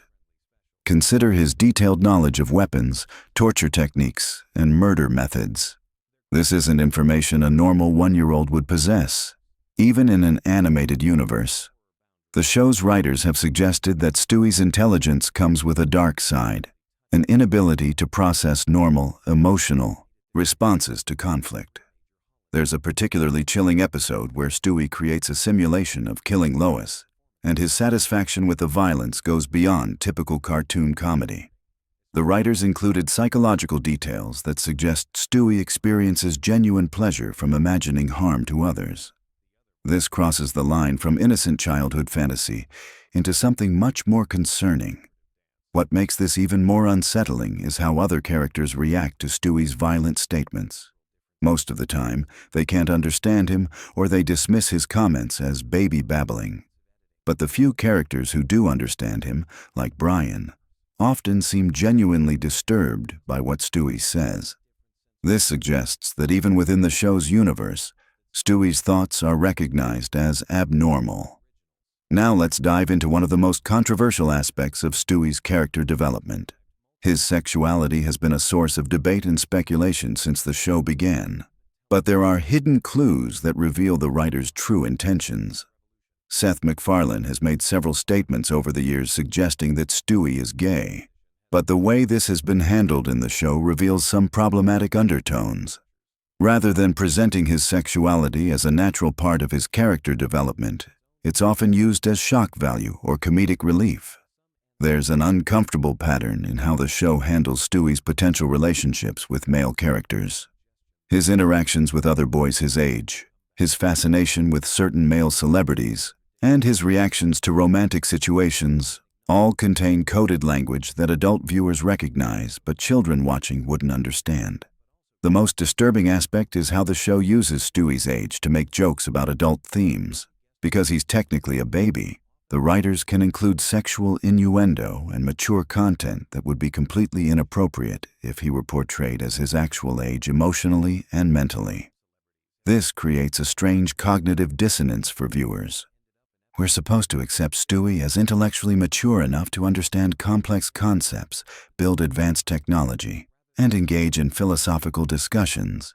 But then the show treats his sexuality as a punchline specifically because of his physical age.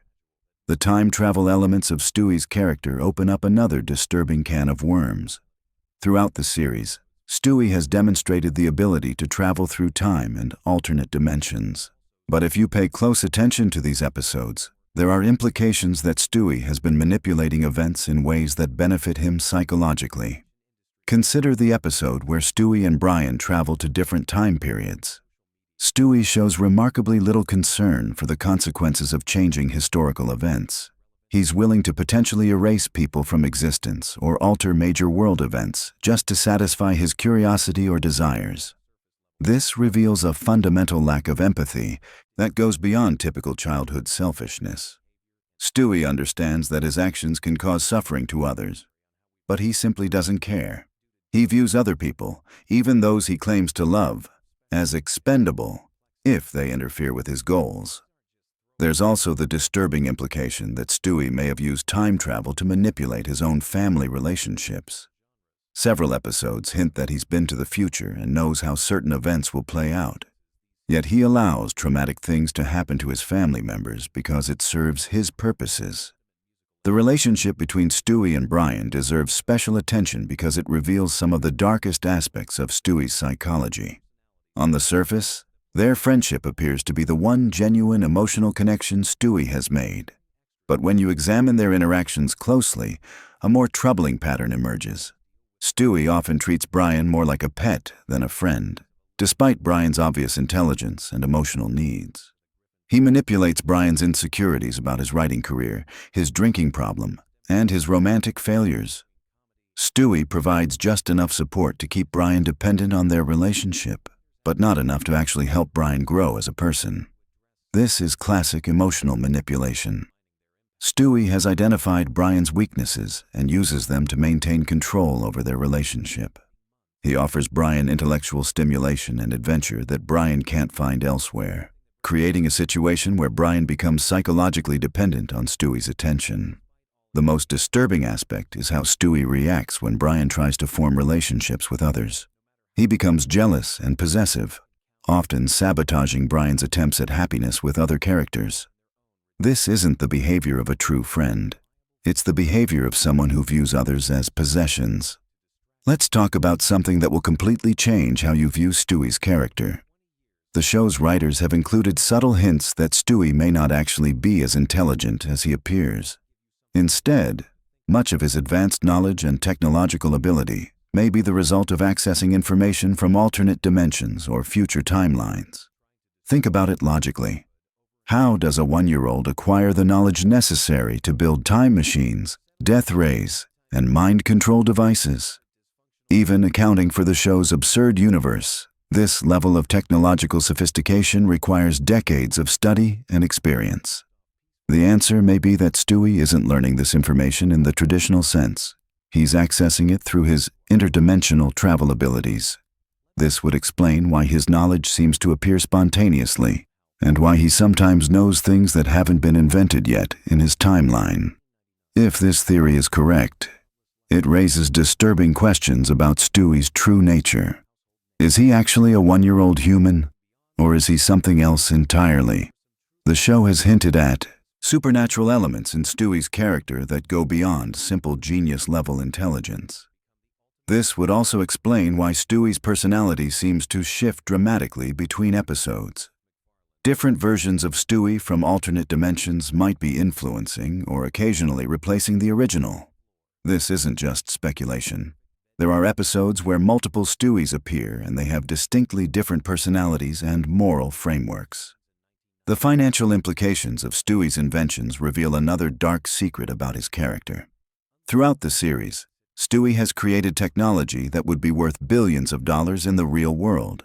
Time travel, teleportation, advanced robotics, genetic manipulation. These are technologies that would revolutionize human civilization. Yet Stewie never seems interested in using his inventions to improve the world, or even to improve his family's financial situation. The Griffins continue to live in a modest middle-class home despite having access to technology that could solve most of humanity's problems. This reveals something deeply selfish about Stewie's nature. He's not interested in helping others or making the world a better place. He creates advanced technology purely for his own amusement or to solve his personal problems. The potential benefits to humanity are irrelevant to him. Even more disturbing is what this says about his view of human suffering. Stewie has the ability to cure diseases, solve poverty, prevent wars, and eliminate countless sources of human misery. His choice not to do so suggests that he views human suffering as either unimportant or potentially entertaining. The show's handling of Stewie's relationship with his parents reveals some of the most psychologically complex aspects of his character. His hatred for Lois isn't just typical mother-son conflict blown out of proportion. There are hints that Stewie's hostility stems from a deep-seated fear of emotional vulnerability. Lois represents everything that threatens Stewie's carefully constructed identity. She's emotionally intuitive. She sees through his intellectual pretensions, and she offers the kind of unconditional love that Stewie finds terrifying. His plots to kill her aren't really about hatred. They're about eliminating what he perceives as a threat to his psychological defenses. Peter, on the other hand, represents everything Stewie fears becoming. Peter's intellectual limitations, emotional openness, and general contentment with life are the opposite of everything Stewie believes makes him superior. His contempt for Peter is actually a projection of his own insecurities about masculinity and emotional expression. The most tragic aspect of Stewie's character is that his intelligence isolates him from the very connections he desperately needs. He's created an identity based on intellectual superiority that prevents him from experiencing genuine emotional intimacy with others. This psychological isolation explains many of Stewie's more extreme behaviors. His violence, manipulation, and general disregard for others aren't signs of inherent evil. They're desperate attempts to feel some kind of connection or control in a world where his intelligence makes genuine relationships nearly impossible.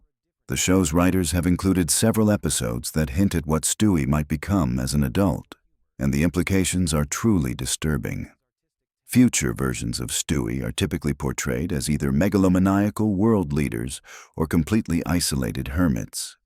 Neither option suggests healthy psychological development. This raises uncomfortable questions about whether Stewie's character arc is actually a tragedy disguised as comedy. Are we watching a brilliant child slowly transform into a monster because his intelligence prevents him from developing normal emotional connections? The most chilling aspect is that Stewie seems aware of these potential futures, but appears unable or unwilling to change course. He's trapped by his own psychological defenses and his need to maintain his identity as intellectually superior to everyone around him. One of the most overlooked aspects of Stewie's character is his relationship with technology and how it reflects his view of human relationships. Stewie frequently builds robots, artificial intelligences, and other mechanical beings to serve his needs. But pay attention to how he treats these creations. Stewie programs his technological creations to be completely subservient to his will. They have no independent thoughts or desires that might conflict with his own. This reveals his ideal relationship dynamic. He wants connections with others, but only if they involve complete control on his part. When his creations do develop independence or challenge his authority, Stewie typically destroys them without hesitation. This pattern reveals how he would likely treat human relationships if he had the same level of control over people that he has over his inventions. The most disturbing example of this is how Stewie reacts when his creations show genuine emotions or desires for independence. Rather than being proud of creating truly intelligent life, he views their independence as a betrayal and responds with violence. This suggests that Stewie's inability to form healthy relationships isn't just due to his intelligence or psychological issues. He fundamentally doesn't understand or value the autonomy of others. He wants connection, but only on his terms and only if it doesn't challenge his sense of superiority. The show's exploration of Stewie's moral development, or lack thereof, reveals some of the most troubling aspects of his character. Throughout the series, Stewie has numerous opportunities to learn empathy, compassion, and genuine care for others. Yet he consistently fails to internalize these lessons in any meaningful way. What makes this particularly disturbing is that Stewie clearly understands moral concepts intellectually. He can discuss ethics, philosophy, and the difference between right and wrong with sophisticated language and apparent understanding. But this intellectual knowledge doesn't translate into emotional understanding or behavioral change. This disconnect between intellectual and emotional intelligence suggests that Stewie may be fundamentally incapable of genuine moral growth. He can understand why others value compassion and empathy, but he cannot experience these emotions himself in any authentic way. The implications of this for his future development are truly frightening. A person with Stewie's intelligence and technological abilities, but without genuine empathy or moral constraints, represents one of the most dangerous personality types imaginable. As we reach the end of our deep dive into Stewie Griffin's disturbing psychology, it's clear that this character represents far more than simple cartoon comedy. The writers of Family Guy have created a complex psychological portrait of a brilliant but fundamentally damaged individual whose intelligence has become both his greatest asset and his most dangerous weakness. Stewie's story serves as a dark commentary on the relationship between intelligence and emotional development. His character suggests that intellectual ability without emotional growth and genuine human connection can lead to the kind of isolated superiority complex that historically produces some of humanity's most dangerous individuals. The most unsettling aspect of Stewie's character is how his journey reflects real-world concerns about gifted children who don't receive proper emotional support and guidance. His psychological isolation, manipulative tendencies, and inability to form genuine relationships are all documented risks for highly intelligent individuals who don't develop healthy coping mechanisms. What makes Family Guy's portrayal particularly effective is how it disguises these serious psychological themes within absurd comedy. Viewers can laugh at Stewie's antics while unconsciously absorbing a much darker message about the potential consequences of emotional neglect and intellectual isolation. The show's writers have created a character who forces us to confront uncomfortable questions about the nature of intelligence, morality, and human connection. Stewie Griffin isn't just a funny cartoon baby. He's a warning about what happens when brilliance develops without wisdom, when intelligence grows without empathy, and when technological ability advances without moral development. If you found this exploration of Stewie's psychology as fascinating and disturbing as I did, make sure to subscribe for more deep dives into the hidden meanings behind your favorite animated characters. Leave a comment below with your thoughts about Stewie's character development and whether you think there's hope for his psychological growth.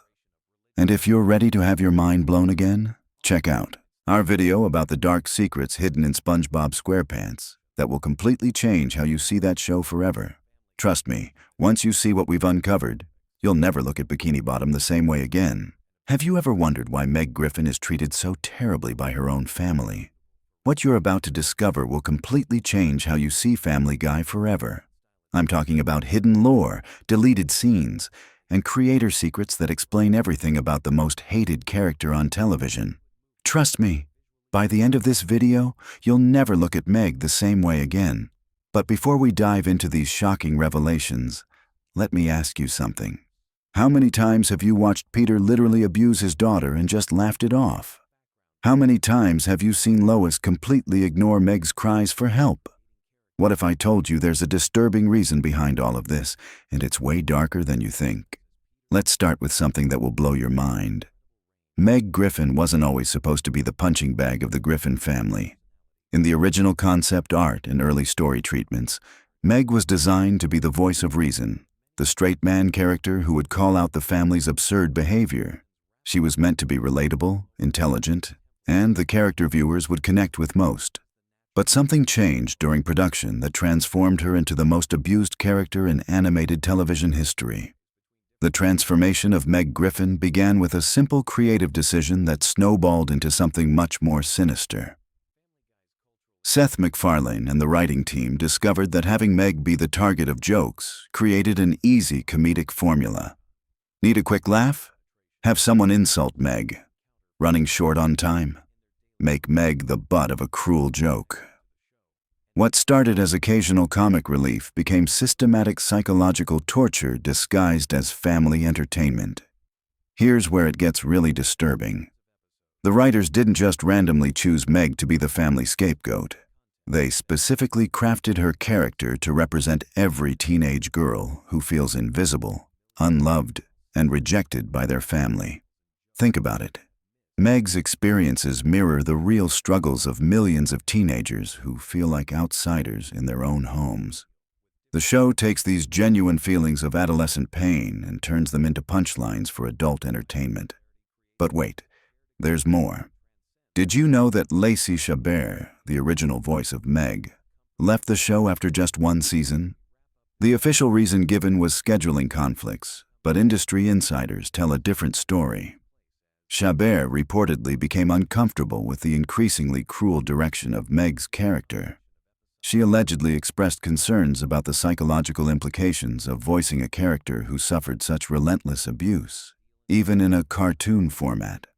When Mila Kunis took over the role, she brought a different energy to Meg, but the character's treatment only got worse.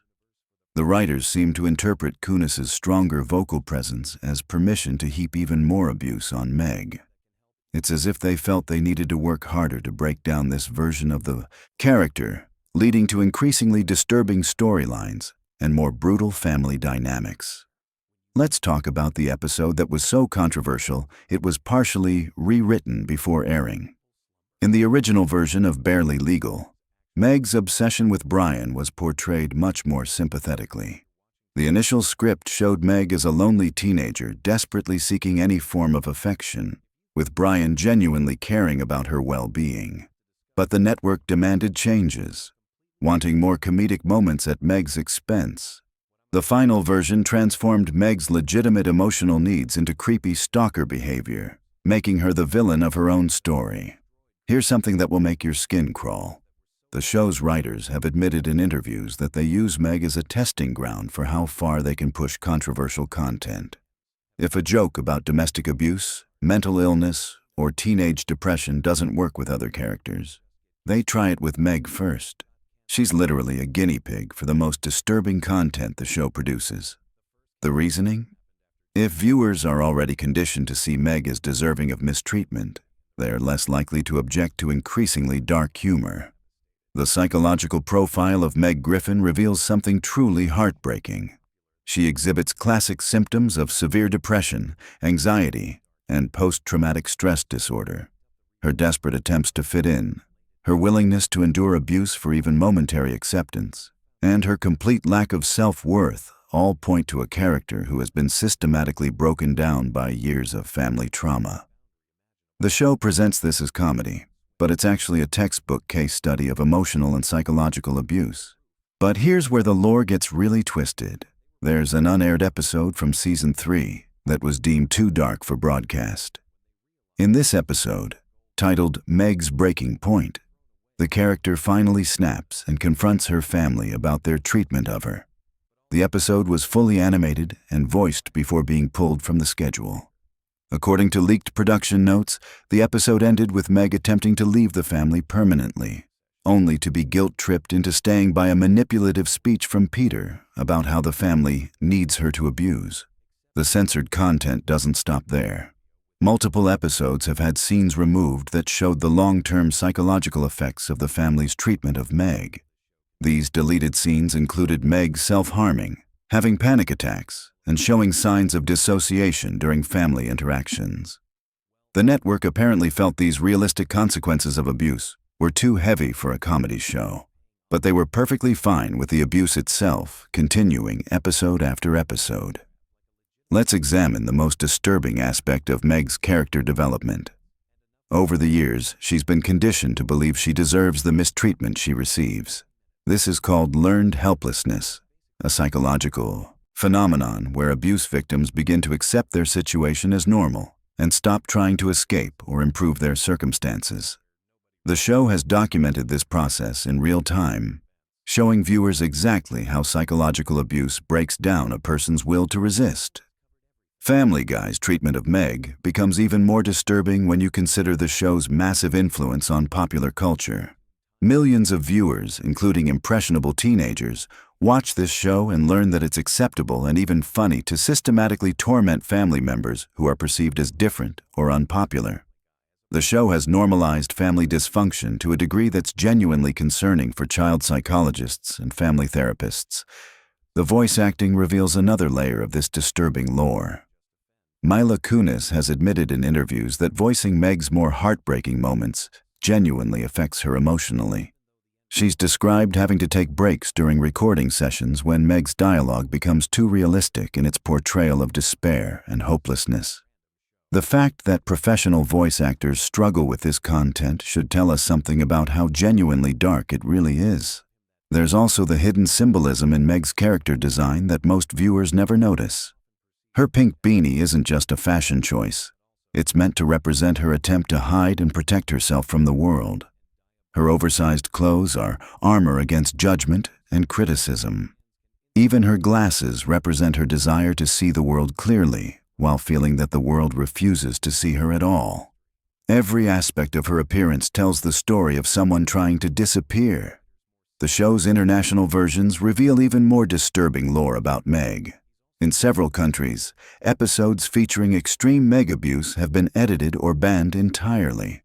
Some international broadcasters have added content warnings specifically for Meg-centric episodes, treating them as potentially harmful content rather than simple comedy. This raises serious questions about why American audiences are considered more accepting of this type of content. Here's something that will shock you about the show's merchandise and marketing. Despite being a main character, Meg is systematically excluded from most Family Guy promotional materials.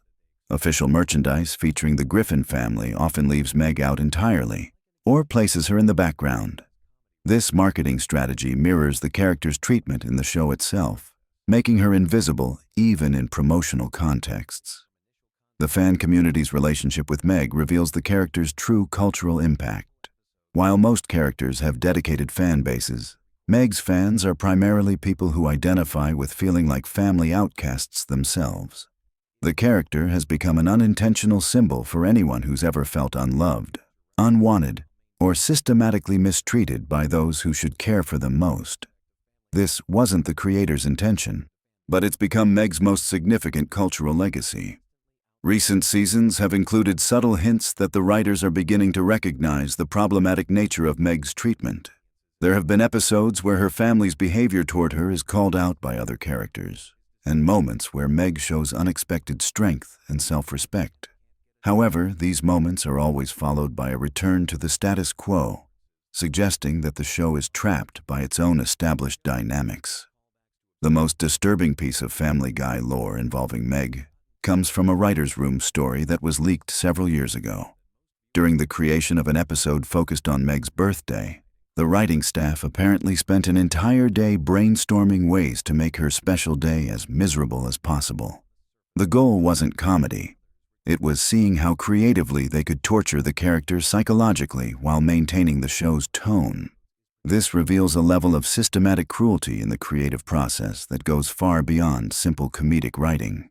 But perhaps the most shocking revelation about Meg Griffin is what she represents in terms of the show's larger themes. Family Guy isn't actually a show about a dysfunctional family learning to love each other despite their flaws.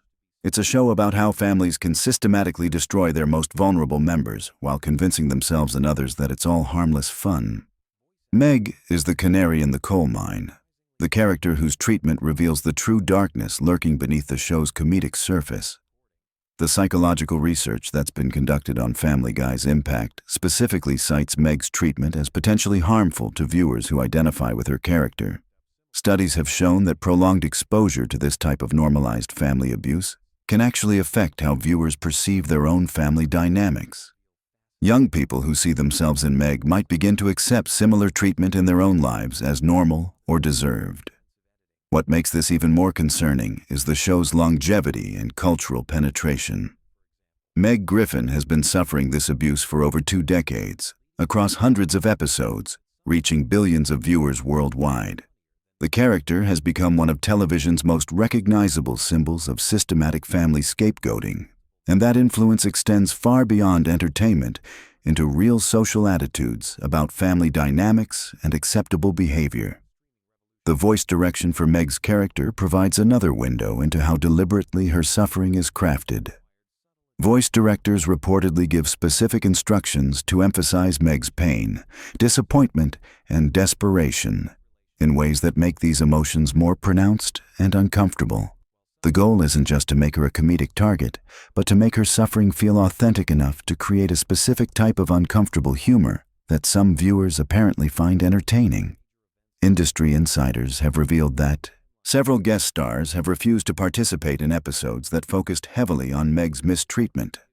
Some notable actors and comedians have reportedly declined guest appearances specifically because they were uncomfortable contributing to storylines that portrayed systematic family abuse as comedic entertainment. This behind-the-scenes resistance suggests that even entertainment professionals recognize something disturbing about Meg's treatment. The international psychological community has actually used Family Guy, and specifically Meg's character arc, as a case study in how popular media can normalize abuse dynamics. The show is frequently cited in academic papers about media influence on social attitudes toward family violence and psychological abuse. Meg Griffin has become an unintentional but powerful example of how entertainment can shape cultural attitudes toward vulnerable populations. Here's the most disturbing realization of all. The systematic abuse of Meg Griffin isn't just a byproduct of lazy comedy writing or poor character development. It's a carefully maintained dynamic that serves a specific function in the show's structure. Meg exists to absorb all the darkness that would otherwise make the other characters completely unlikable. She's a lightning rod for cruelty, allowing Peter, Lois, and the others to commit terrible acts, while still being positioned as the protagonists viewers should root for. The merchandising data reveals something equally troubling about how the character is perceived by the show's marketing department. Internal documents from licensing deals show that Meg-focused products consistently underperform compared to other characters, leading to a systematic exclusion from product lines. This creates a feedback loop where the character's treatment in the show influences her commercial viability, which then influences how she's treated in future episodes. Family Guy's treatment of Meg Griffin represents something much darker than simple comedy, or even typical dysfunctional family dynamics. It's a systematic portrayal of how families can destroy their most vulnerable members while maintaining a facade of normalcy and even affection. The show has documented this process across hundreds of episodes, creating what may be television's most comprehensive depiction of long-term psychological abuse, disguised as entertainment. The character of Meg Griffin started as a typical teenage daughter character, but evolved into something much more disturbing. She's become a symbol of how systematic mistreatment can break down a person's sense of self-worth and hope. The show's writers have created a character whose primary function is to suffer, and they've done it with such consistency and creativity that it reveals something genuinely troubling about how our culture views acceptable targets for cruelty and abuse. So the next time you watch Family Guy and see Meg being mistreated by her family, remember that you're not just watching a simple cartoon comedy. You're witnessing the most comprehensive portrayal of systematic family abuse ever broadcast as entertainment. And the disturbing lore behind this character reveals truths about our culture that are far more unsettling than anything you'll see in a typical horror movie. The real question isn't why Meg is treated so badly, but why millions of viewers have been conditioned to find that treatment entertaining rather than horrifying. Picture this. You're settling in for a cozy night, getting ready to drift off into dreamland, but instead of counting sheep, how about we count some truly wild facts about one of television's most unpredictable animated families? Tonight, we're diving deep into the bizarre, hilarious, and surprisingly intricate world of Family Guy, and trust me, by the end of this journey, you'll have enough random trivia rattling around in your brain to either help you fall asleep or keep you up all night wondering how Seth MacFarlane's mind works. Let's start with something that might surprise you about the show's origins. Family Guy almost never existed in the form we know today. Back in the late 90s, Seth MacFarlane was working at Hanna-Barbera, the legendary animation studio behind classics like The Flintstones and The Jetsons. He created a short film called The Life of Larry for his thesis project at the Rhode Island School of Design, which featured many of the characters who would eventually become the Griffin family. The short was so impressive that it caught the attention of Fox executives. But here's where it gets interesting. MacFarlane was only 24 years old when he pitched the show, making him one of the youngest creators in television history to get a primetime animated series greenlit. The original concept was quite different from what we see today. Peter Griffin was initially going to be much more of a traditional sitcom dad. Think more like Homer Simpson, but without the yellow skin. The character's personality evolved significantly during the development process, becoming the lovably obnoxious and often controversial figure we know now. MacFarlane has mentioned in interviews that he drew inspiration from his own father's mannerisms and speech patterns, particularly the distinctive Rhode Island accent that Peter sports throughout the series. Here's a fact that might make you appreciate the show's complexity a bit more surface. The average Family Guy episode contains over 300 individual drawings.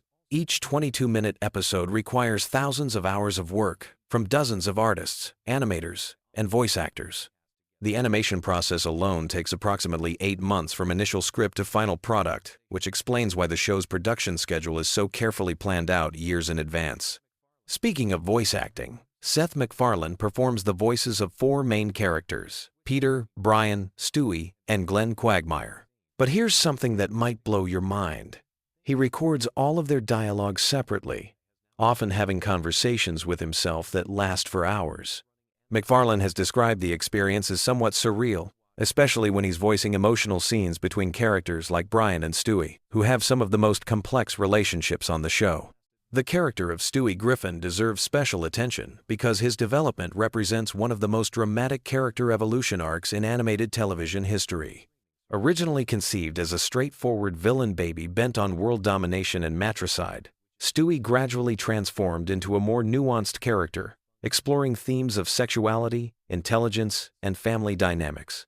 The shift was so gradual that many viewers didn't notice it happening over the course of several seasons.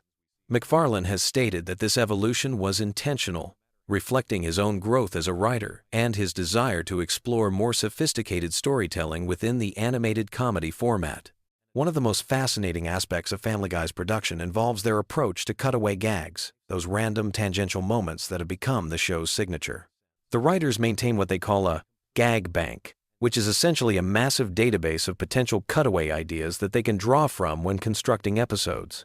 Some of these gags were written years before they actually appeared on screen, waiting for the right episode and context to make them work. The process of selecting which gags make it into episodes involves multiple rounds of testing and refinement, with the writers constantly evaluating whether a particular joke will land with audiences or fall flat. The show's relationship with controversy has been both a blessing and a curse throughout its run. Family Guy has been canceled twice by Fox, first in 2002 after 3 seasons, and then brought back in 2005 due to strong DVD sales and reruns on Adult Swim. The second cancellation never actually happened, but the show came close several times due to various controversies and ratings fluctuations.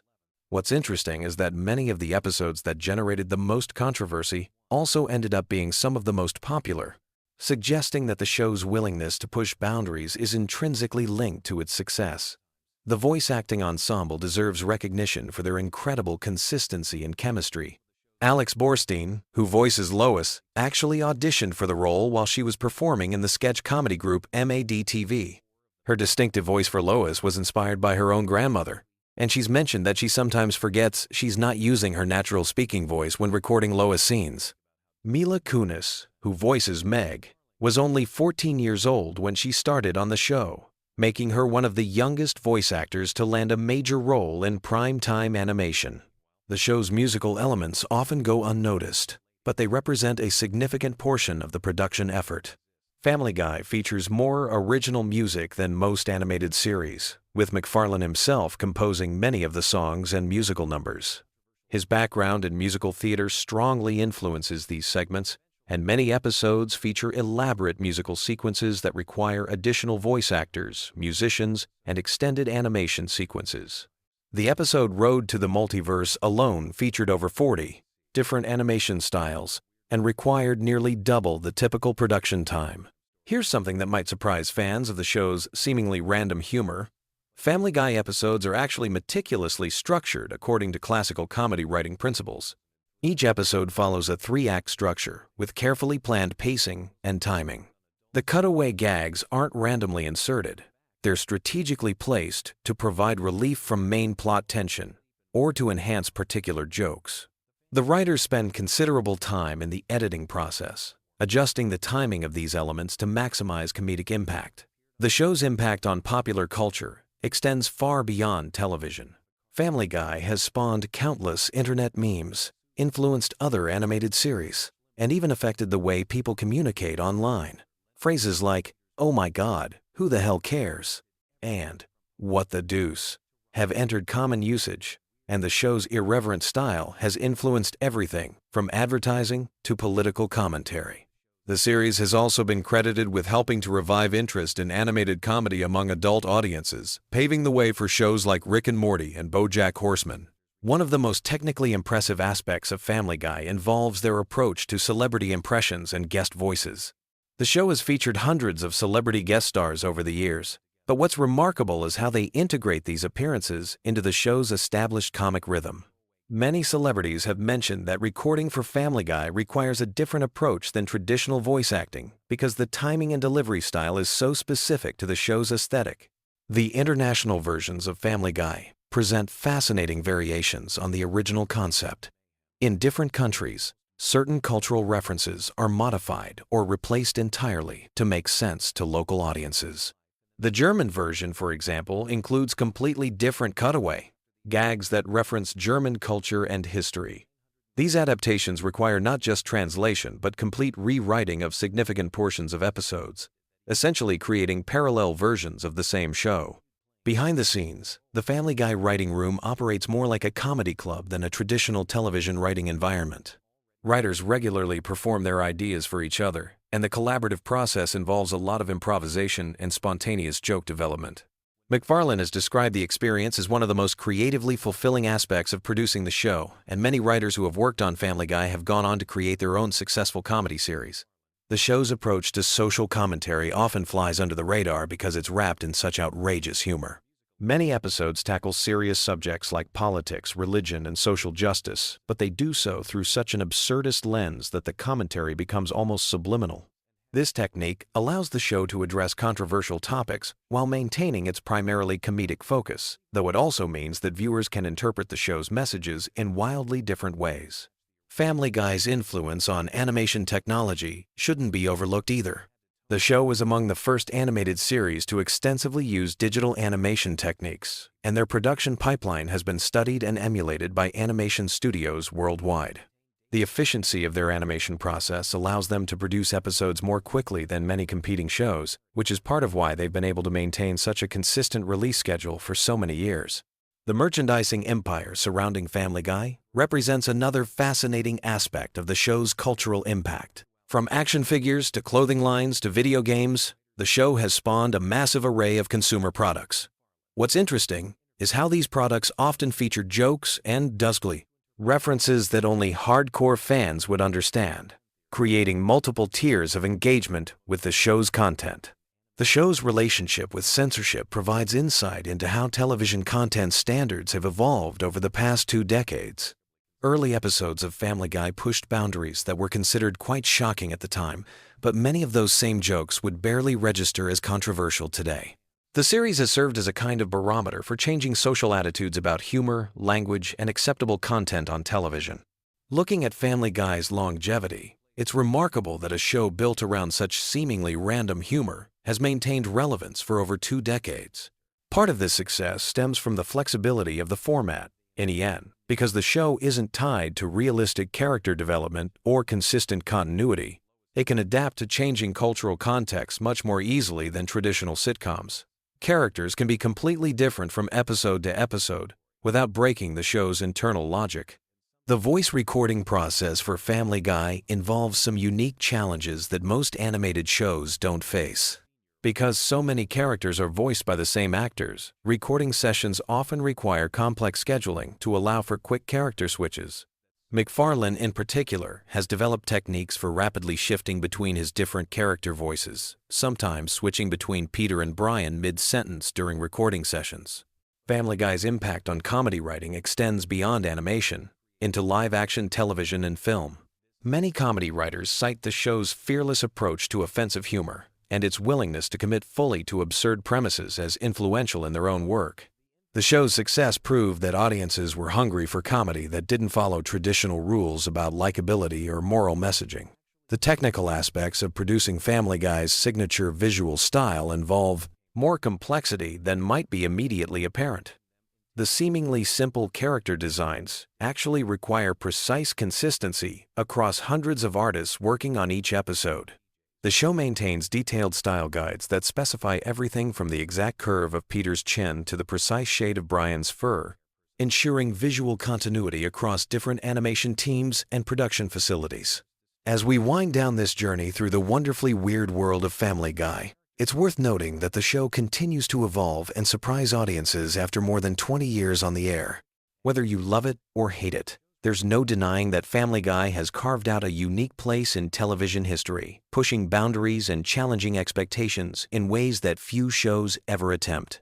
So, there you have it, a deep dive into the bizarre, brilliant, and sometimes bewildering universe of Family Guy.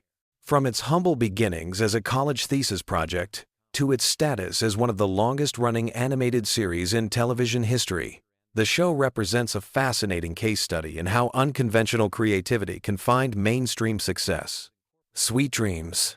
And remember, in the world of Family Guy, literally anything can happen, and usually does. Picture this. You're lying in bed, eyes heavy, ready to drift off into dreamland. But instead of counting sheep, what if I told you some absolutely wild facts about one of television's most chaotic families? Tonight, we're diving deep into the bizarre, hilarious, and sometimes disturbing world of Family Guy, with facts so strange, they might just lull you into the most entertaining sleep of your life. So get comfortable, dim those lights, and let me take you on a journey through Quahog that's perfect for your bedtime routine. Whether you're a die-hard fan or just need something to occupy your mind as you wind down, these Family Guy facts will give you plenty to think about as you drift off to sleep. Let's start with something that might surprise you about the show's creation. Family Guy almost never made it to air in the first place. Seth MacFarlane created the pilot when he was just 24 years old, working as a writer and animator for Hanna-Barbera. The original pilot was so different from what we know today that it's almost unrecognizable. Brian wasn't even supposed to be the sophisticated martini-drinking intellectual we know and love. Originally, he was just going to be a regular dog who occasionally spoke. But MacFarlane decided that having a talking dog who acted completely normal would be funnier than having one who was still essentially just a pet. Speaking of Brian, here's a fact that might keep you thinking as you fall asleep. Brian Griffin is technically immortal in some episodes, but ages normally in others. The show has never been consistent about whether Brian ages like a regular dog or if he's somehow exempt from typical canine lifespans.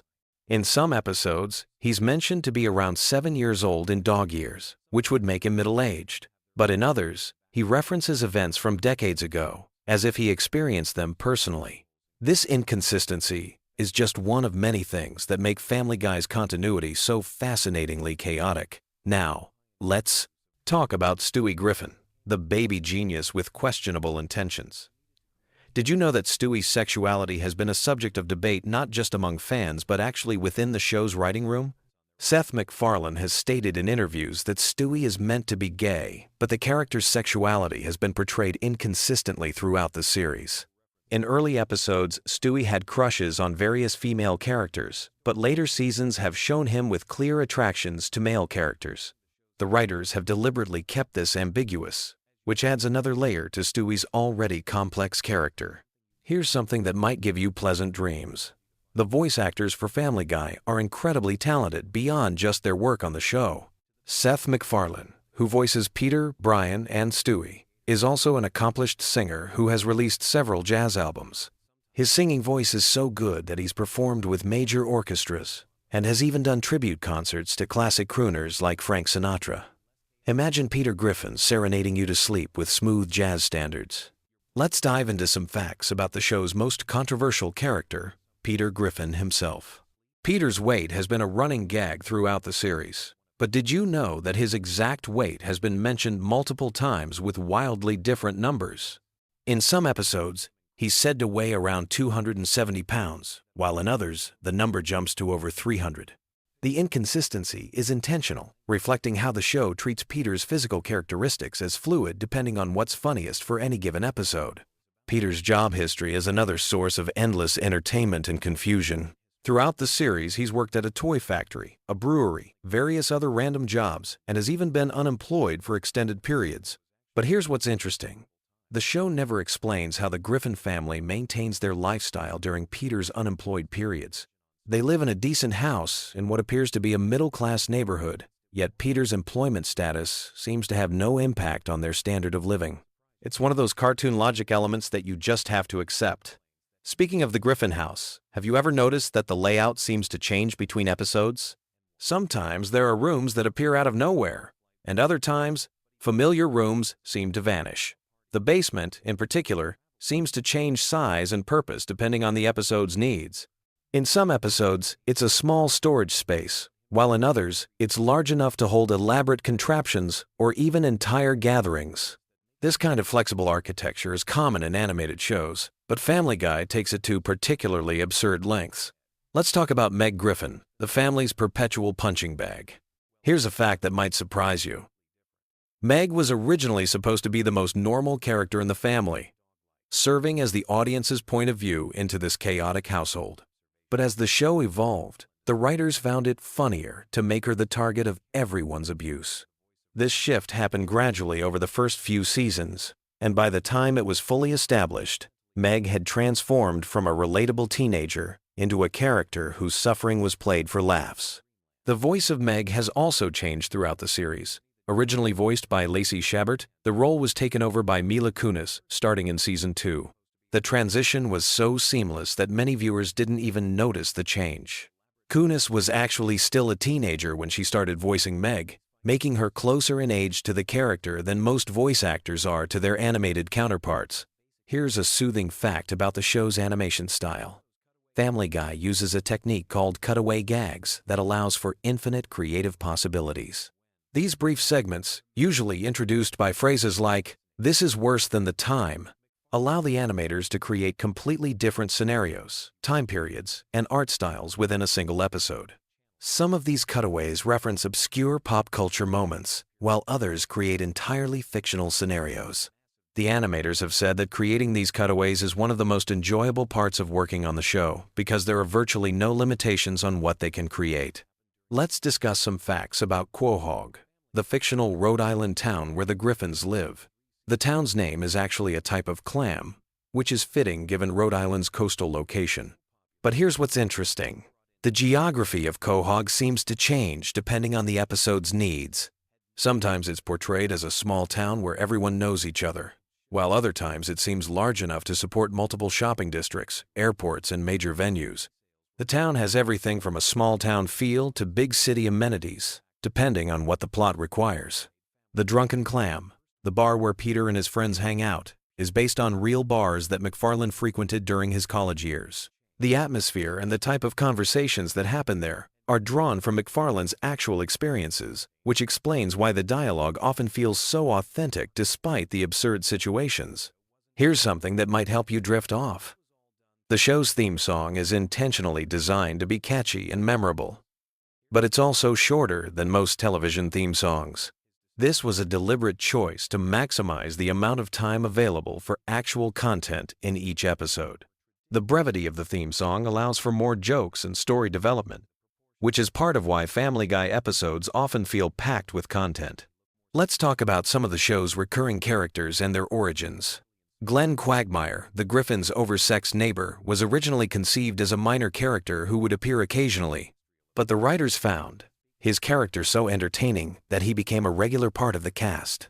His distinctive laugh and catchphrase, "Giggity," weren't in the original character design but developed naturally as the voice actor, Seth MacFarlane, experimented with the character's vocal patterns. Cleveland Brown, Peter's friend who eventually got his own spin-off show, was originally going to be a very different character. The writers initially conceived him as being more similar to Peter in personality, but they decided it would be funnier to make him the calm, rational member of the group. This decision led to Cleveland becoming the voice of reason among Peter's friends, often serving as a counterbalance to their more outrageous behavior. Joe Swanson, the paraplegic police officer, was created to add diversity to the show's cast, but the writers were careful to make his disability just one aspect of his character rather than his defining trait. In many episodes, Joe is the most competent and heroic character, often solving problems that the other characters can't handle. His wheelchair is rarely portrayed as a limitation, and he's often shown doing things that would be impossible for anyone, disabled or not. Here's a relaxing fact about the show's production schedule.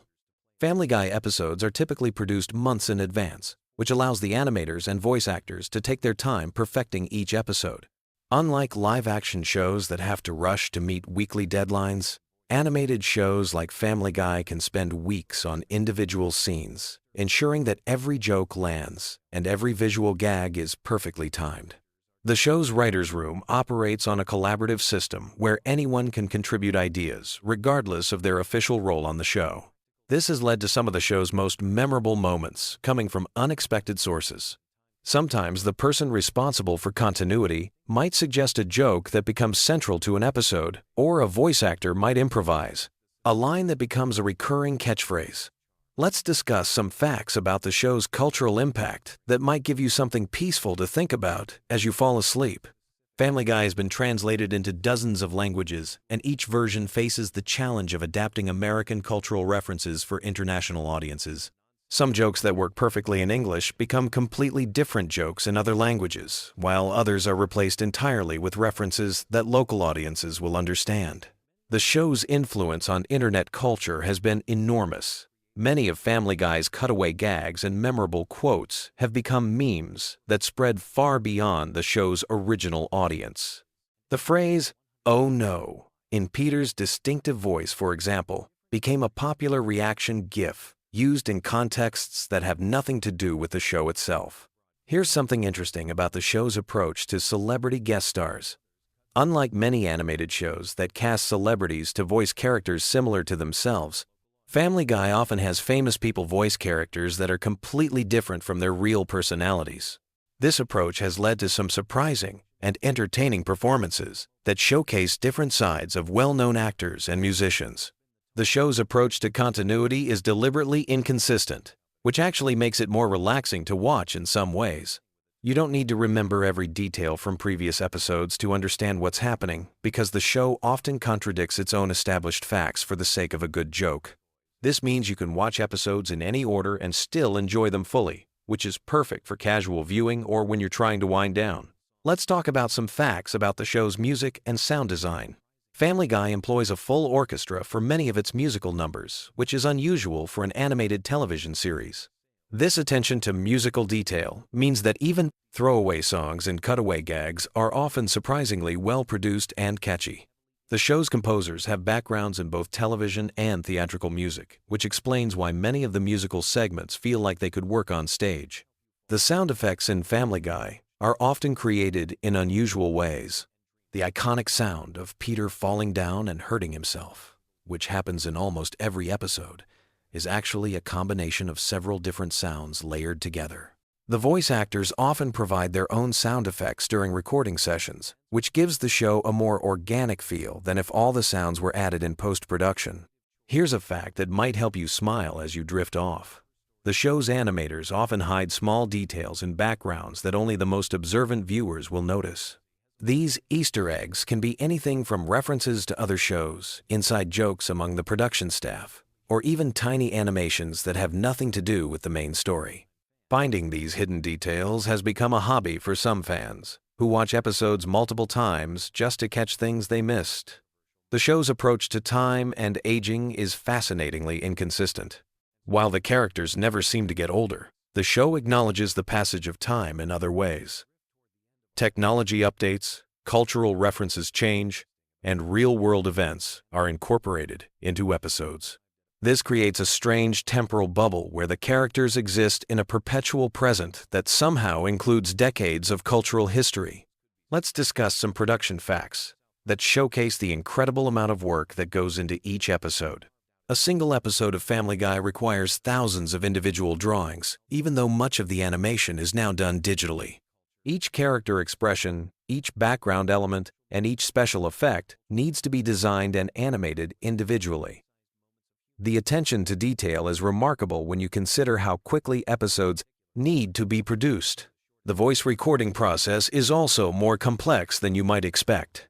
While Seth MacFarlane voices multiple characters, he rarely records them in conversation with each other during the same session. Instead, each character's lines are recorded separately, and the conversations are constructed in post-production.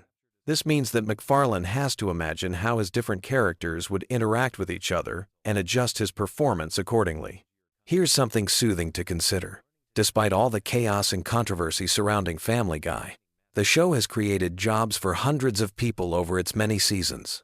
Animators, voice actors, writers, musicians, sound engineers, and countless other professionals have built careers working on this show. In a way, all of this absurd humor has created a small community of creative people who work together to bring these ridiculous stories to life.